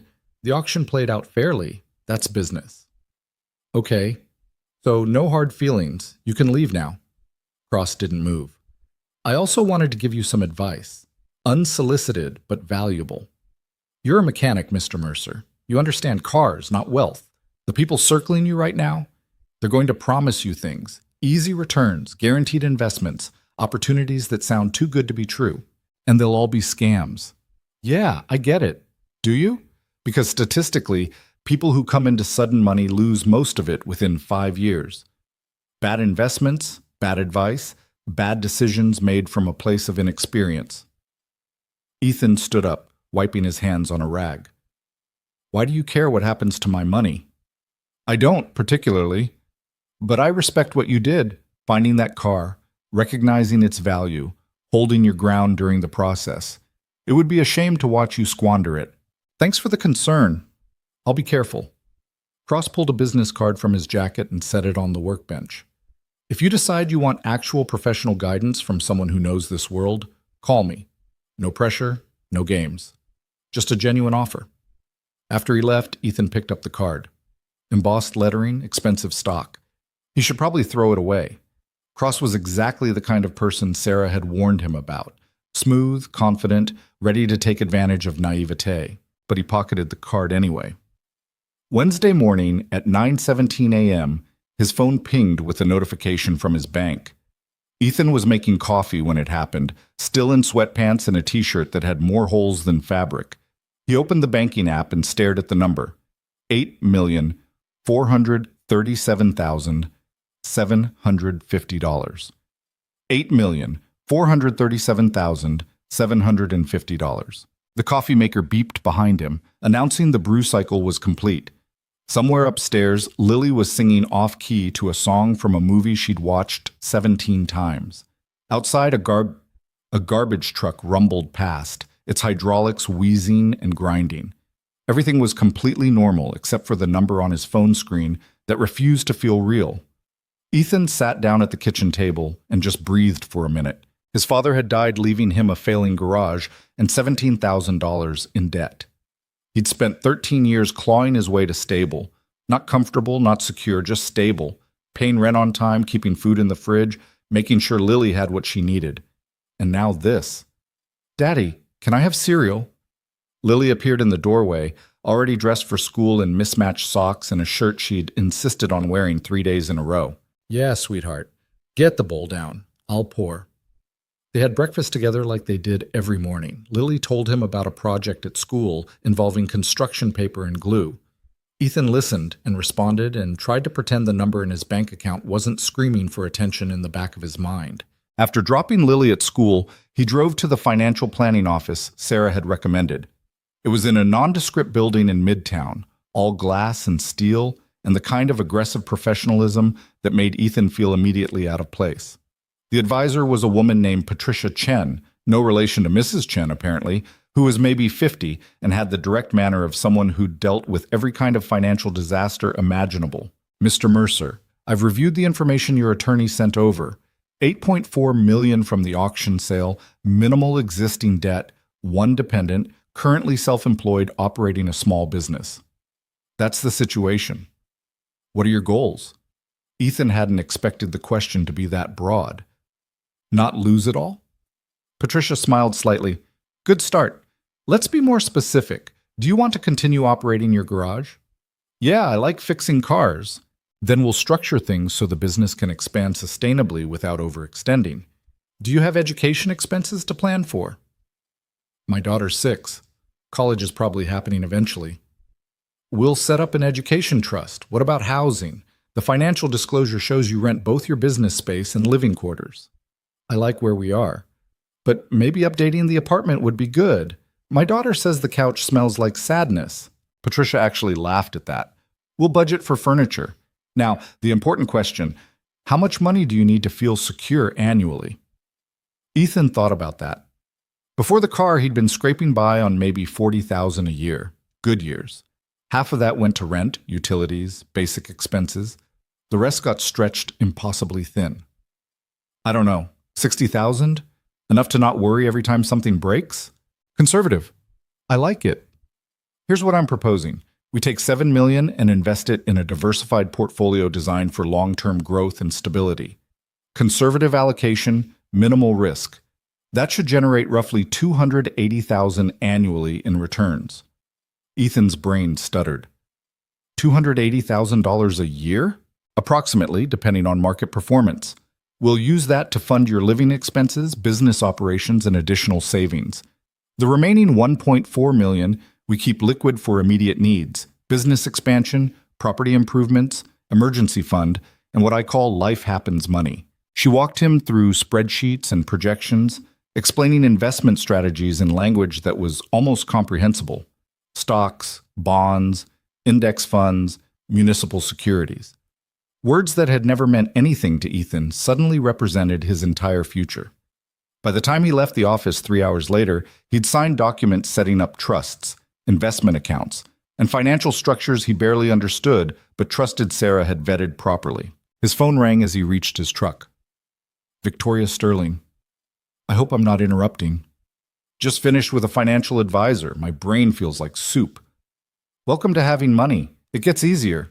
She paused. "I'm calling because I wanted to let you know the buyer has requested to meet you." "The Japanese collector?" "Yes, his name is Kenji Yamamoto. He's a serious automotive historian, owns one of the most significant private collections in the world. He specifically asked if you'd be willing to have lunch with him this week. Why? He wants to understand the discovery process, how you found it, what you saw, why you recognized its significance. He's obsessed with the story as much as the car itself. Ethan had no interest in reliving the whole experience for a stranger, but something in Victoria's tone suggested this wasn't really optional. When? Thursday at 1. I'll send you the restaurant details. And Ethan, dress nicely. This isn't a diner in Brooklyn. Thursday arrived faster than Ethan wanted. He dropped Lily at school, went home to change into the suit he'd worn to the auction, and drove into Manhattan feeling like he was headed to a job interview he hadn't applied for. The restaurant was the kind of place that didn't have prices on the menu. All exposed brick and soft lighting and waiters who moved like they were performing choreography. Ethan gave his name to the host and was led to a private table in the back, where an elderly Japanese man sat reading what looked like an original engineering manual. Kenji Yamamoto stood as Ethan approached. He was small, precise, probably in his 70s, and his handshake was surprisingly firm. Mr. Mercer, thank you for meeting me. Mr. Yamamoto, please sit. I took the liberty of ordering wine. I hope you don't mind. Ethan didn't particularly like wine, but he wasn't about to say that. That's fine. They made small talk while the wine arrived and was poured with excessive ceremony. Yamamoto asked about the garage, about Brooklyn, about how long Ethan had been working with cars. His English was perfect, barely accented, and his questions were genuinely curious rather than politely perfunctory. I've been collecting automotive history for 43 years, Yamamoto said eventually. I've owned cars that belonged to royalty, race cars that won championships, prototypes that changed the industry. But the Phoenix Project...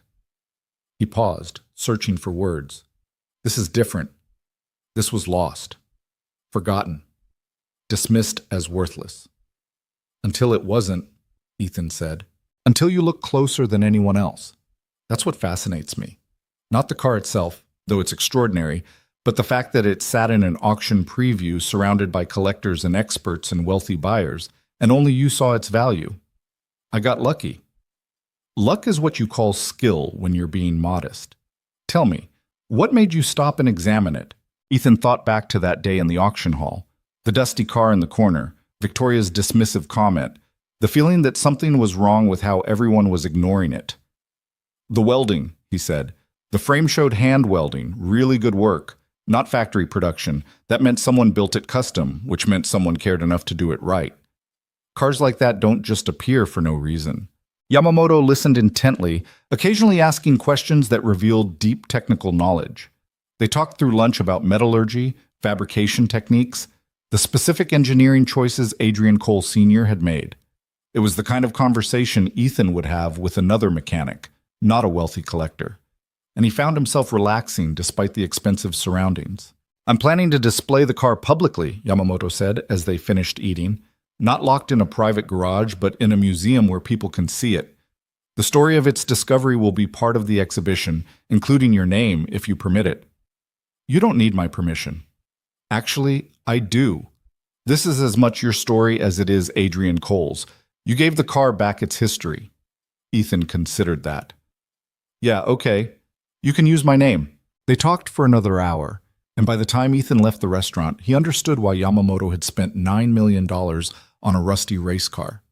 It wasn't about the money or the prestige. It was about preserving something that mattered, something that almost vanished because nobody bothered to look. His phone buzzed as he walked back to his truck. A text from Victoria. How did it go? Better than expected. He's not what I thought. Wealthy people rarely are. Are you free tomorrow afternoon? I'd like to discuss something. Vague and mysterious. Should I be concerned? Only moderately. They agreed to meet at a coffee shop in Brooklyn, neutral territory between her world and his. Ethan spent the rest of Thursday afternoon at the garage working on actual repairs, grateful for the familiar rhythm of tools and engines and problems that had clear solutions. Friday afternoon, Victoria showed up at the coffee shop 15 minutes early, which somehow didn't surprise Ethan at all. She wore casual clothes, or what passed for casual in her world, jeans that probably cost $300, and a sweater that looked effortlessly expensive. You're not wearing a suit, Ethan observed as he sat down. Neither are you. I'm never wearing a suit. You usually are. Today felt like a day for not being the auction house CEO. She ordered something complicated with 3 modifiers. Ethan got black coffee. They sat by the window watching Brooklyn move past outside. Delivery trucks, pedestrians, the constant flow of a neighborhood that didn't care about automotive discoveries or auction records. I wanted to talk to you about what happens next, Victoria said. Next for who? For both of us, actually. Sterling Elite has received significant positive attention from how we handled the Phoenix project sale. The transparency, the authentication process, the special event, it's exactly the kind of reputation building we need. That's good. It is. But it's also made me realize something. I've been running that auction house the same way for 6 years. Same procedures, same assumptions, same way of evaluating what's valuable and what isn't. And I almost missed the most significant sale of my career because I stopped actually looking at what was in front of me. Ethan sipped his coffee and waited.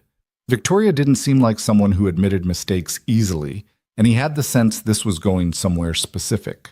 I want to create a new division, she continued, focused specifically on overlooked items, undervalued pieces, things that don't fit traditional auction categories.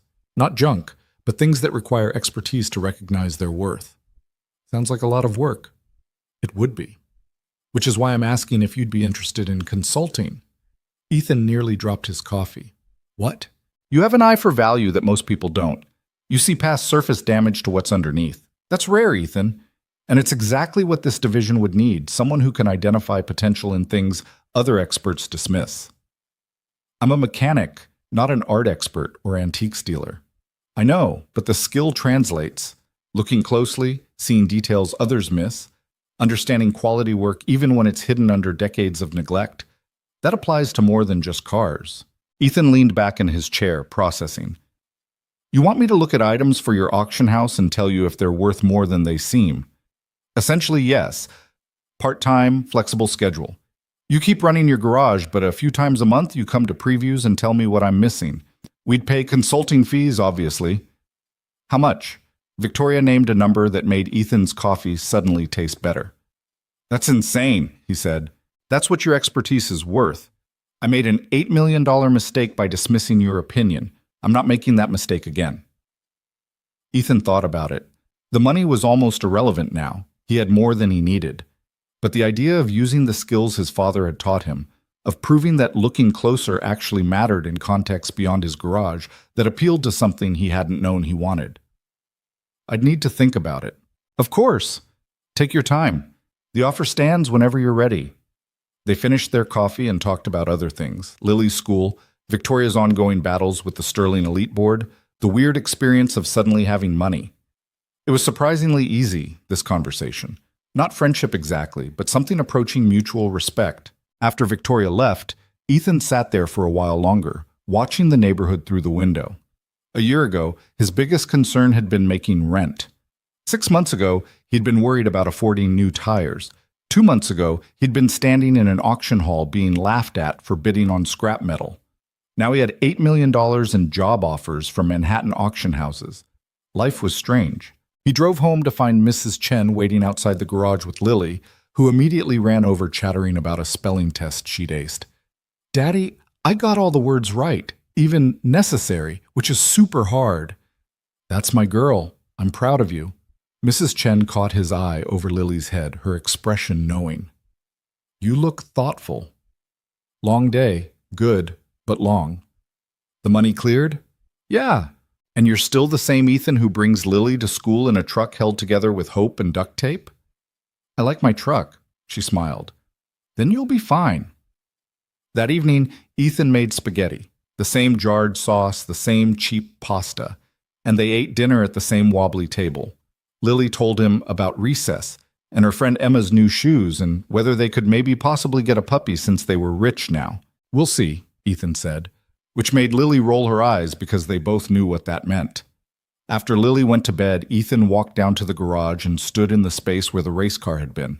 The concrete was still cleaner there, a perfect rectangle marking where something extraordinary had sat for 6 weeks.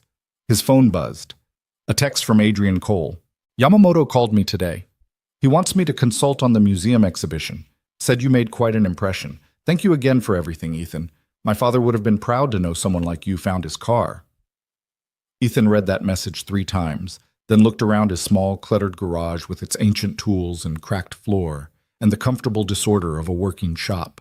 He thought about his father, Thomas Mercer, who taught him to look closer, to see past appearances, to trust his instincts even when everyone else disagreed. Thomas had never had $8 million, had never sold anything at a Manhattan auction, had never made headlines or gotten consulting offers from powerful CEOs. But he taught Ethan something more valuable than any of that, how to recognize worth when others saw nothing. And in the end, that had changed everything. Ethan pulled out his phone and typed a response to Victoria's earlier message. "I'll do it. The consulting work. But I have conditions.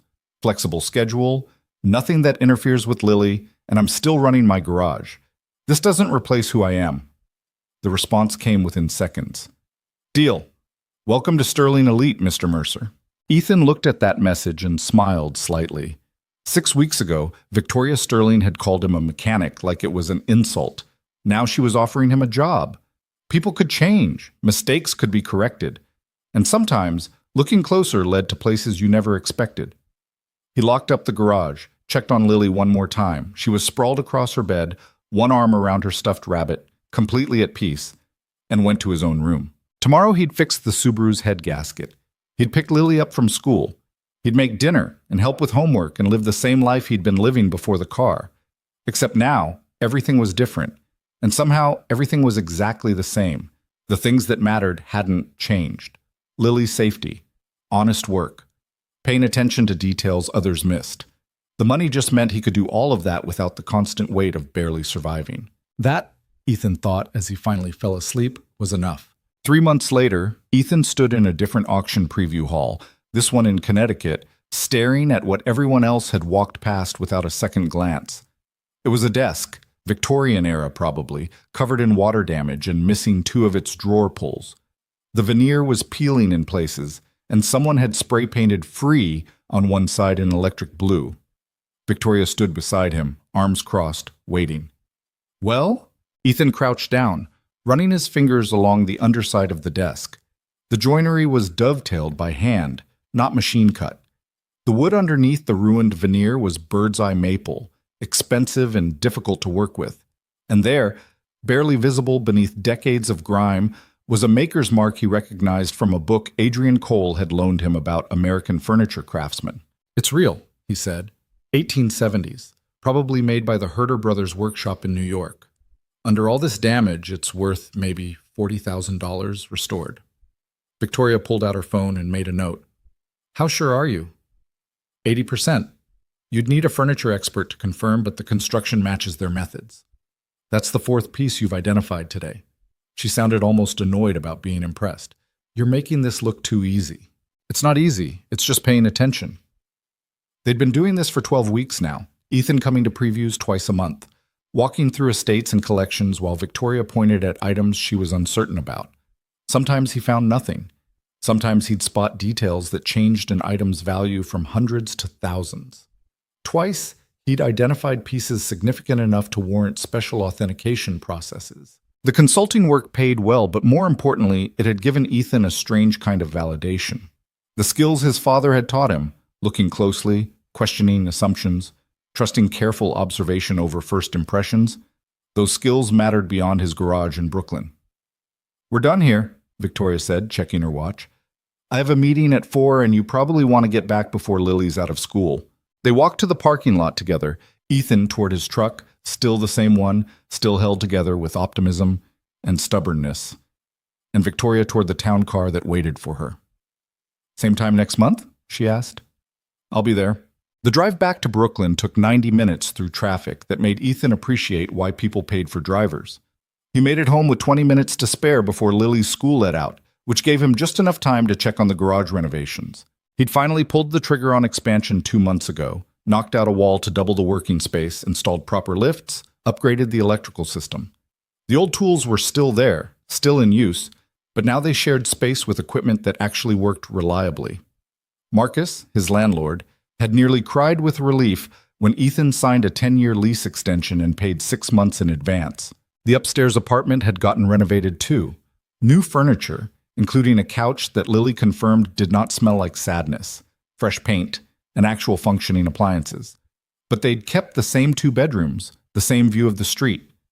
Lily had been adamant about not moving, and honestly, Ethan agreed. This was home. He picked Lily up from school at 3:15.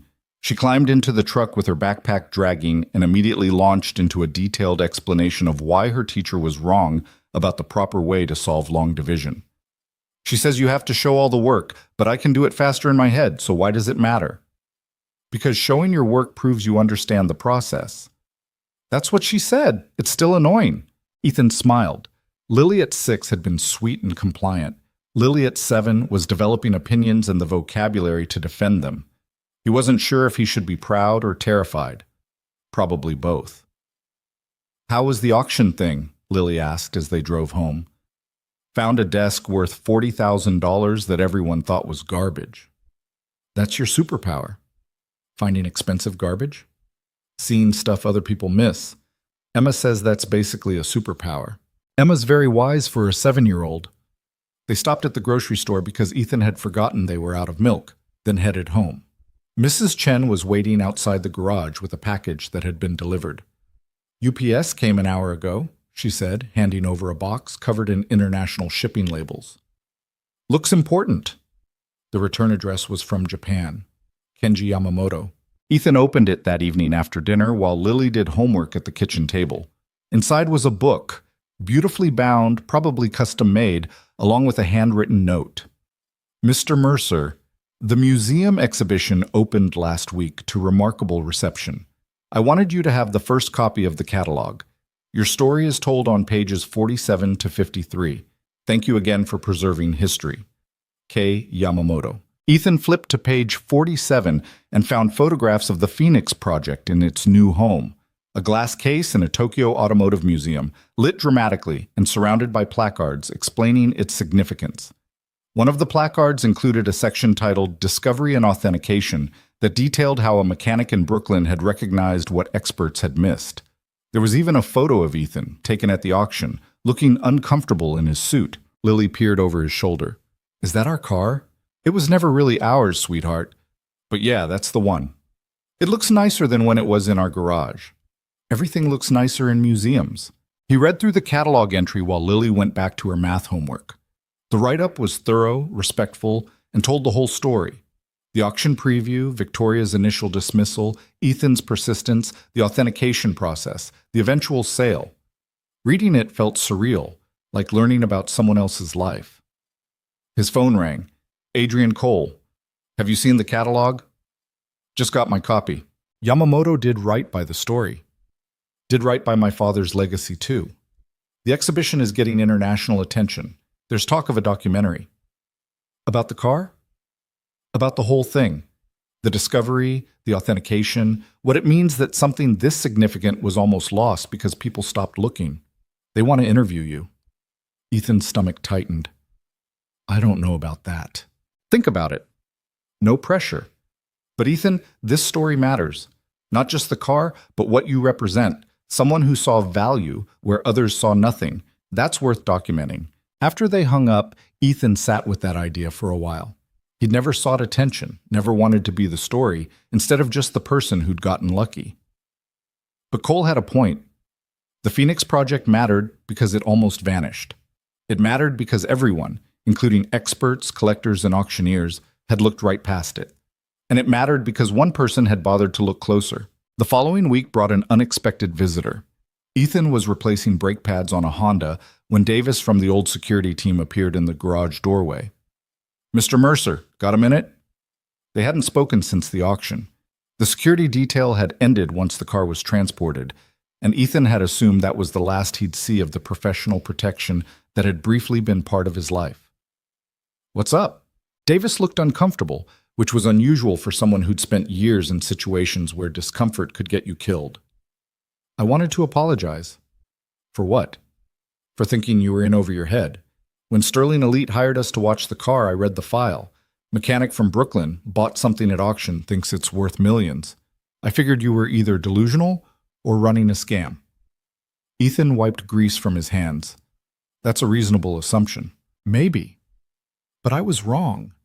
You knew exactly what you had, And you handled pressure better than most people I've protected who were actually used to being rich. He extended his hand. That's worth respecting. They shook, and Davis left, and Ethan stood there thinking about how many people had underestimated him during this whole process.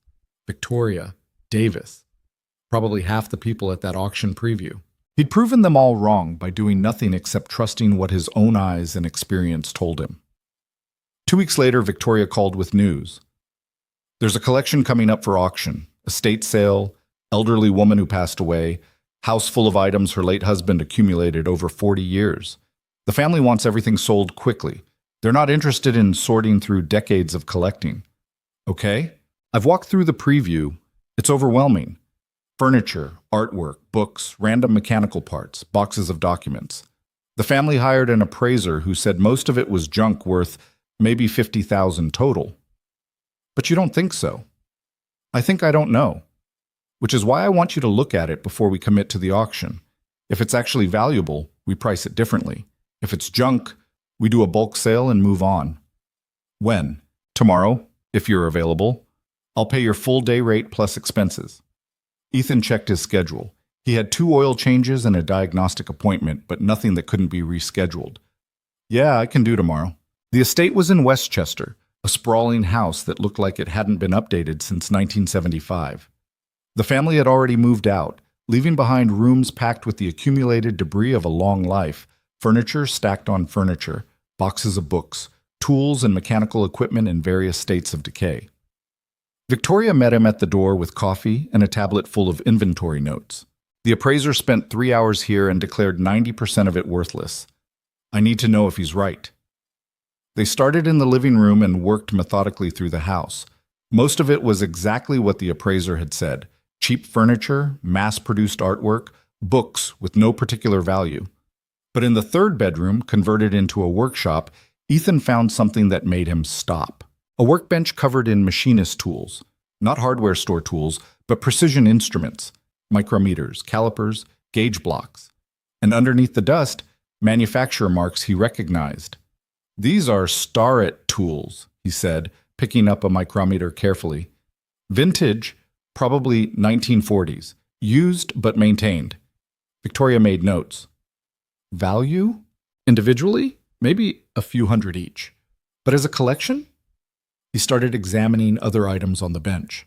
If the guy who owned these knew what he was doing, and it looks like he did, this whole set could be worth $20,000 to the right buyer.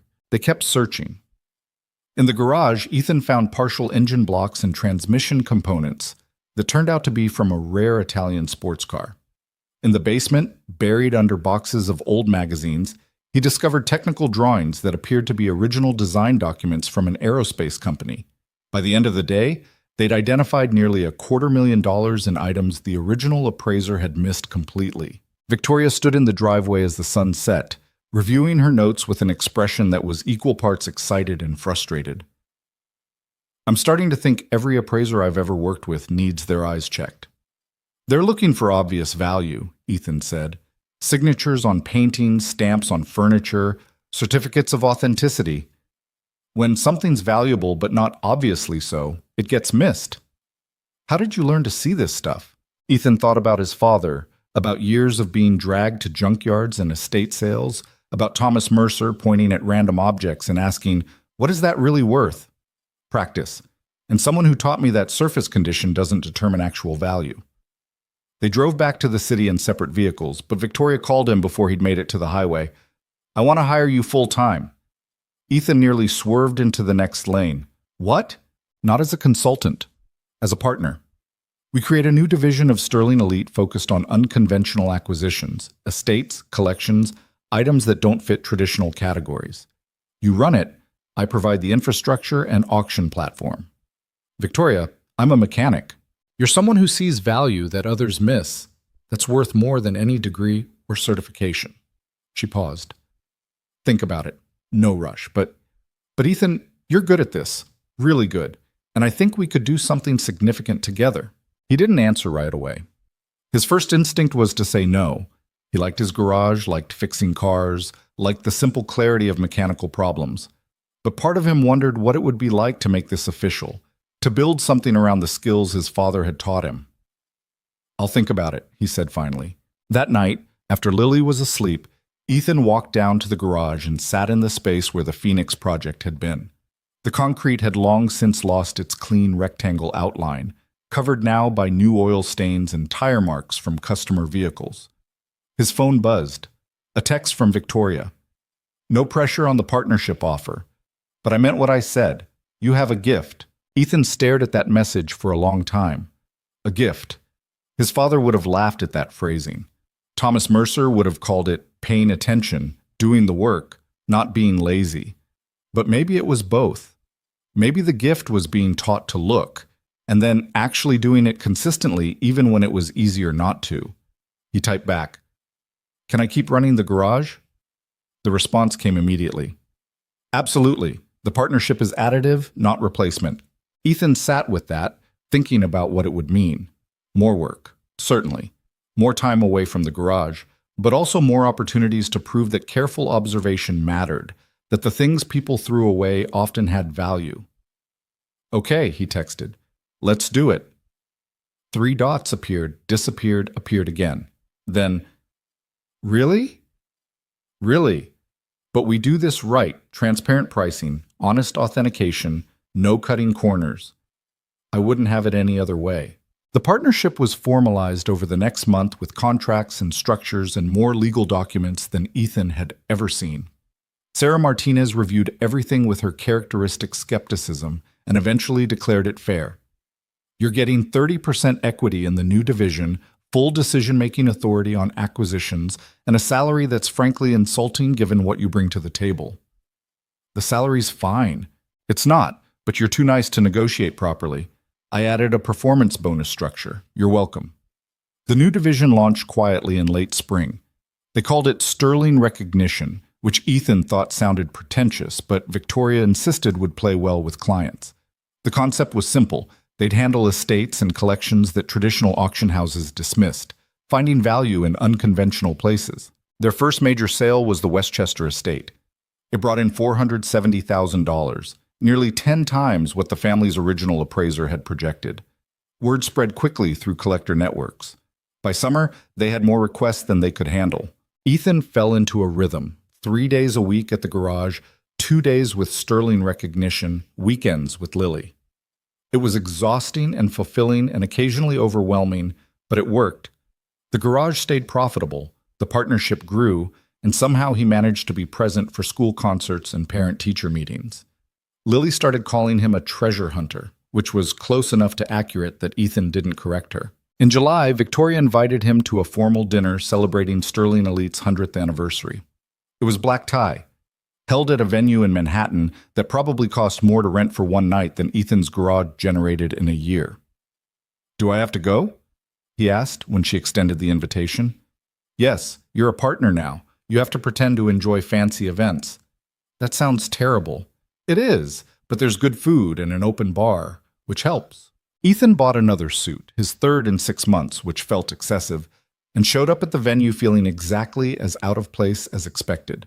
The room was full of wealthy collectors, auction house executives, and people whose net worth had more zeros than Ethan could comfortably count.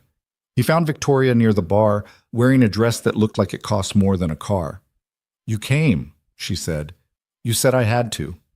"Fair point. Want a drink?" Desperately. They stood together watching the crowd, neither of them particularly interested in mingling. Someone gave a speech about Sterling Elite's history. Someone else presented an award to a collector who'd spent millions at their auctions. The whole thing felt performative and exhausting. "Can I ask you something?" Victoria said during a lull in the program. "Sure." "Do you regret any of it? Finding the car, going through the auction, getting pulled into this world?" Ethan thought about that. About the stress and pressure and sudden wealth. About the changes to his life, some wanted and some not. About standing in an auction hall being laughed at for seeing what others missed. "No," he said. "It was hard, but I don't regret it." What would you tell someone else who found themselves in a similar situation? Someone who discovered something valuable but didn't know what to do with it? Trust yourself, get good advice, and don't let people make you doubt what you know you saw. He paused. "Why?" Victoria was quiet for a moment. Because I've spent 6 months watching you navigate sudden wealth without losing who you are. That's rare. Most people either get consumed by the money or reject it entirely. You've somehow managed to just integrate it into your life without letting it define you. I have a 7-year-old daughter who keeps me grounded. Hard to get too full of yourself when someone regularly reminds you that your dinner-making skills are okay at best. Victoria laughed, genuine and surprised. She sounds remarkable. She is. The evening wore on. Ethan made polite conversation with people whose names he'd forget by morning. He ate food that was beautiful, but not particularly filling, and he counted down the minutes until he could reasonably leave without being rude. Around 10, Victoria found him again. You're miserable. I'm fine. You're terrible at lying. Go home to your daughter. I'll make your excuses. You sure? Positive. This isn't your world, Ethan, and honestly, I respect that you haven't tried to pretend it is. He drove back to Brooklyn feeling relieved and slightly guilty about the relief. Mrs. Chen was asleep on the couch when he got home. She'd offered to stay late so he could attend the dinner, and he woke her gently. How was the fancy party? She asked, gathering her things. Exactly as fancy as expected. Did you have fun? Not even a little bit. She patted his arm. Then you're still yourself. That's good. After she left, Ethan checked on Lily. She was sprawled across her bed in a position that looked deeply uncomfortable but somehow worked for her. Her stuffed rabbit had fallen on the floor. Ethan picked it up and tucked it back beside her. Love you, sweetheart, he whispered. She didn't wake up, just shifted slightly and kept sleeping. Downstairs, the garage was quiet and familiar. Tools on pegboards, parts bins organized the way he liked them, the smell of oil and metal and work that mattered. This was real. The fancy dinner, the partnership, the auction world, that was all fine. But this was home. His phone buzzed, a text from Adrian Cole. Documentary crew wants to schedule your interview next month. Still interested? Ethan stared at that message for a moment, then typed, Yeah, let's do it. The interview happened on a Tuesday afternoon in late August. The crew set up cameras in the garage, which felt appropriately symbolic, and spent 20 minutes adjusting lights and testing sound. The interviewer was a woman named Rebecca Chen, also no relation to Mrs. Chen. Apparently Brooklyn had a lot of Chens, who specialized in documentary storytelling about unexpected discoveries. I want to start with the moment you first saw the car, she said once recording began. What made you stop and look when everyone else walked past? Ethan thought back to that day in the auction hall, the dusty race car in the corner, Victoria's dismissive comment, the feeling that something was wrong with how everyone was ignoring it. The welding, he said, and the fact that nobody else seemed to care. When something's obviously valuable, everyone notices, but when something looks like garbage, people don't bother examining it. I guess I've learned to pay attention to the things nobody else thinks are worth their time. Your father taught you that? Yeah, he'd take me to junkyards when I was a kid, and we'd spend hours looking at broken cars. He'd point at something and ask what it was really worth. Not what it looked like, but what it actually was underneath the damage. That kind of training sticks with you. They talked for 90 minutes. About the authentication process, the auction, the sudden wealth, what had changed and what hadn't. Rebecca asked good questions, the kind that required actual thought rather than rehearsed answers. What do you want people to take away from this story? She asked near the end. Ethan considered that carefully. I think people miss extraordinary things because they stop looking too soon. They see surface damage and assume there's nothing worth finding underneath. But value isn't always obvious. Sometimes the most important things are hidden in plain sight, and the only way to find them is to actually do the work of looking. Is that a metaphor? Maybe, but it's also literally true. The Phoenix Project sat in an auction hall surrounded by experts and collectors. It was right there. Nobody saw it because nobody looked. After the interview wrapped, Rebecca and her crew packed up their equipment. She shook Ethan's hand before leaving. This is going to be a good film. Thank you for being honest about the process. When does it come out? Early next year. I'll make sure you get a copy before the public release. That evening, Ethan picked Lily up from her after-school program, and they stopped at the pizza place they'd been going to since she was old enough to eat solid food. Same booth in the back, same order. Plain cheese for Lily, pepperoni for Ethan. How was the camera thing? Lily asked through a mouthful of cheese. Fine. They asked a lot of questions about the car. Did you tell them it was my idea to check under the rust? Ethan smiled. That definitely did not happen. It should have. I would have found it too. I'm sure you would have, sweetheart.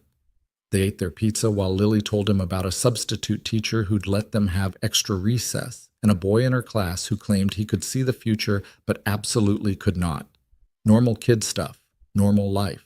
The documentary premiered the following March at a film festival in Manhattan. Ethan attended with Victoria and Adrian Cole, sitting in a darkened theater while his own face appeared on screen, talking about welding techniques and authentication processes. It was deeply weird watching himself, hearing his voice explain things that had felt so natural at the time. But the film was good. Rebecca had woven together the technical story with something bigger, about overlooking value and trusting observation and what it means to really see. When it ended, the audience applauded. Several people approached afterward to ask questions, to thank Ethan for sharing the story, to say they'd started looking more carefully at things they might have previously dismissed. One man, maybe 60, pulled Ethan aside near the exit. My father was a machinist. He tried to teach me to see quality work, to recognize craftsmanship. I never paid attention, thought it was boring. But your story made me realize I missed something important. It's not too late to learn, Ethan said. The man smiled sadly. He died 3 years ago, but thank you anyway. After he walked away, Victoria touched Ethan's arm. That's the impact. People seeing value differently because you showed them it matters. The documentary got picked up by a streaming service and reached a wider audience than anyone expected. Suddenly, Ethan's inbox was full of messages from people sharing their own stories of overlooked discoveries, asking for advice, thanking him for validating their instincts. Sterling Recognition's client requests tripled, and Ethan kept doing exactly what he'd been doing, running his garage 3 days a week, evaluating collections the other 2 days, spending weekends with Lily. 1 year after the auction, almost to the day, Kenji Yamamoto called from Tokyo. The museum exhibition is closing next month. We're creating a permanent display, but I wanted to let you know the Phoenix project has been seen by over 500,000 people. Your story inspired a new generation of automotive historians to look more carefully at overlooked vehicles. That's incredible. It's appropriate. Thank you again for preserving my father's legacy and my own. This car connects us across decades and continents. That's worth more than $9 million. After they hung up, Ethan sat in the garage thinking about that. The car had changed his life, yes, but it had also preserved Adrian Cole Sr.'s legacy, validated Yamamoto's decades of collecting, corrected Victoria's assumptions about value, and apparently inspired thousands of people to look more carefully at the world around them. All because one person had bothered to examine something everyone else dismissed. His phone buzzed. A text from Lily's school. Early dismissal due to a broken heating system. Ethan locked up the garage and drove over to pick her up. She climbed into the truck with her backpack and a drawing she'd made in art class. Look, Daddy, it's you in the race car. The drawing showed a stick figure mechanic standing beside a very angular representation of the Phoenix project. Above them, in Lily's careful 7-year-old handwriting, she'd written, "My dad sees things." I love it, sweetheart. Mrs. Rodriguez said we had to draw someone important to us. I picked you because you found the treasure car. The car was important, but you know what's more important? What? You. Nothing I found or sold or discovered matters more than being your dad. Lily wrinkled her nose. That's really sappy, Daddy. Doesn't make it less true. They drove home through Brooklyn, the same streets he'd driven for 13 years. Past the bodega on the corner, past the park where Lily learned to ride a bike, past the diner where they got pancakes every Sunday. The money had changed some things. The garage was bigger now, the apartment nicer, the bank account substantially healthier. But the neighborhood was the same. The people were the same. And most importantly, Ethan was the same person who'd walked into that auction hall 18 months ago, just with better furniture and significantly less financial stress. That evening, while Lily did homework at the kitchen table, Ethan stood at the window looking down at the garage. A customer's car sat on the new lift, waiting for brake work tomorrow. Tools were organized on the pegboards. Everything was in its place, ready for another day of work. He thought about his father, Thomas Mercer, who died never knowing his son would one day sell a car for $9 million. Thomas had just tried to teach basic skills. Pay attention, look closely, don't trust first impressions. Those skills had changed everything. Ethan's phone rang. Victoria. Are you free next Tuesday? There's a collection in Boston I want you to evaluate. Family thinks it's worthless, but something about their description makes me think we should look. What's the collection? Old scientific instruments, microscopes, measuring devices, things the deceased grandfather accumulated over 40 years. I don't know anything about scientific instruments. You didn't know anything about furniture either until you identified a $40,000 desk. Just come look. Worst case, it's actually worthless and we walk away. Ethan checked his schedule. Yeah, I can do Tuesday. After they hung up, he returned to the window. Lily was erasing something on her homework, her tongue sticking out slightly in concentration. The apartment was warm and comfortable. The garage was profitable and expanding. Life was good. Not perfect. He still worried about being a good father, still struggled with work-life balance, still occasionally woke up at 3 a.m. wondering if he was screwing something up. But good.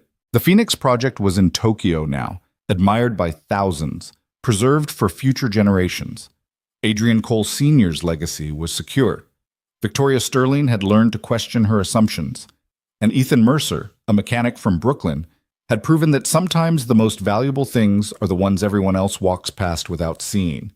He thought about that first day in the auction hall, about Victoria's dismissive comment, about the dusty car in the corner that nobody wanted, about looking closer when it would have been easier to walk away. That decision had changed his life. But more importantly, it had validated something his father had always believed, that paying attention mattered, that surface appearances lied, that the world was full of extraordinary things hiding in ordinary shells. You just had to be willing to look. Daddy, can you help me with this problem? Ethan turned from the window. Which one? The word problem about the train. I don't understand what it's asking. He sat down beside Lily at the table and read through the problem.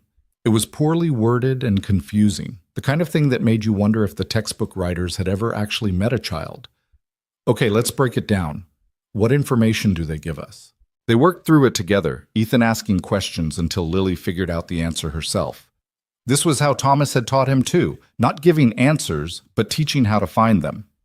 After Lily finished her homework, they made dinner together. Nothing fancy, just chicken and rice, but Lily insisted on helping and Ethan wasn't going to discourage that. Later, after Lily was asleep, Ethan returned to the garage one final time. He walked over to where the Phoenix Project had sat for 6 weeks, the space that was now just regular garage floor, indistinguishable from the rest. But Ethan remembered. He remembered every weld mark, every custom fabrication, every detail that had convinced him the car was something special. His phone buzzed one last time. A text from an unknown number.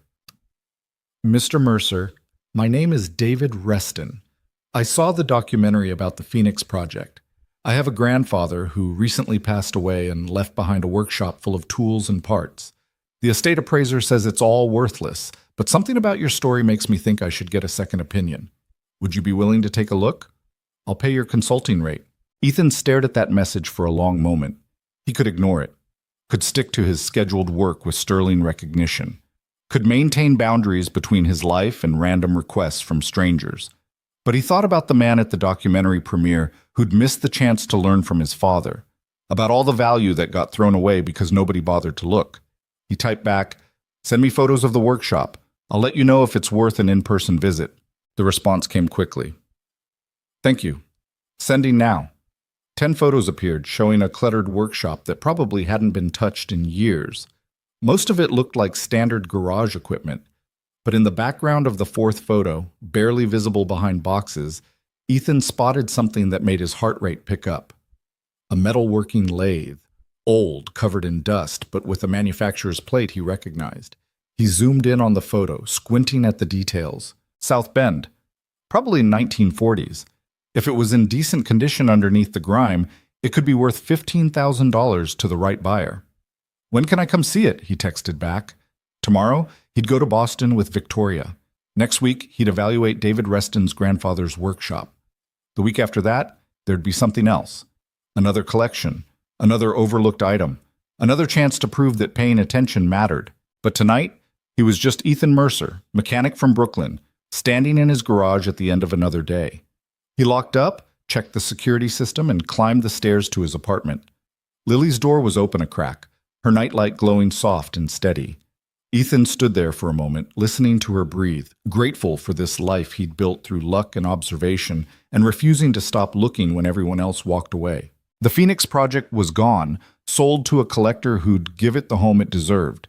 But the skills that had helped Ethan find it, those remained. The ability to see past damage to value, to trust careful observation, to question assumptions. Those skills had changed his life once. And somewhere out there, in workshops and garages and estate sales across the country, there were more extraordinary things waiting to be found by someone willing to look closely enough to see them. Ethan turned off the lights and went to bed, already thinking about Boston, about scientific instruments he didn't understand yet, about another chance to prove that the things everyone else dismisses sometimes hold the most value of all.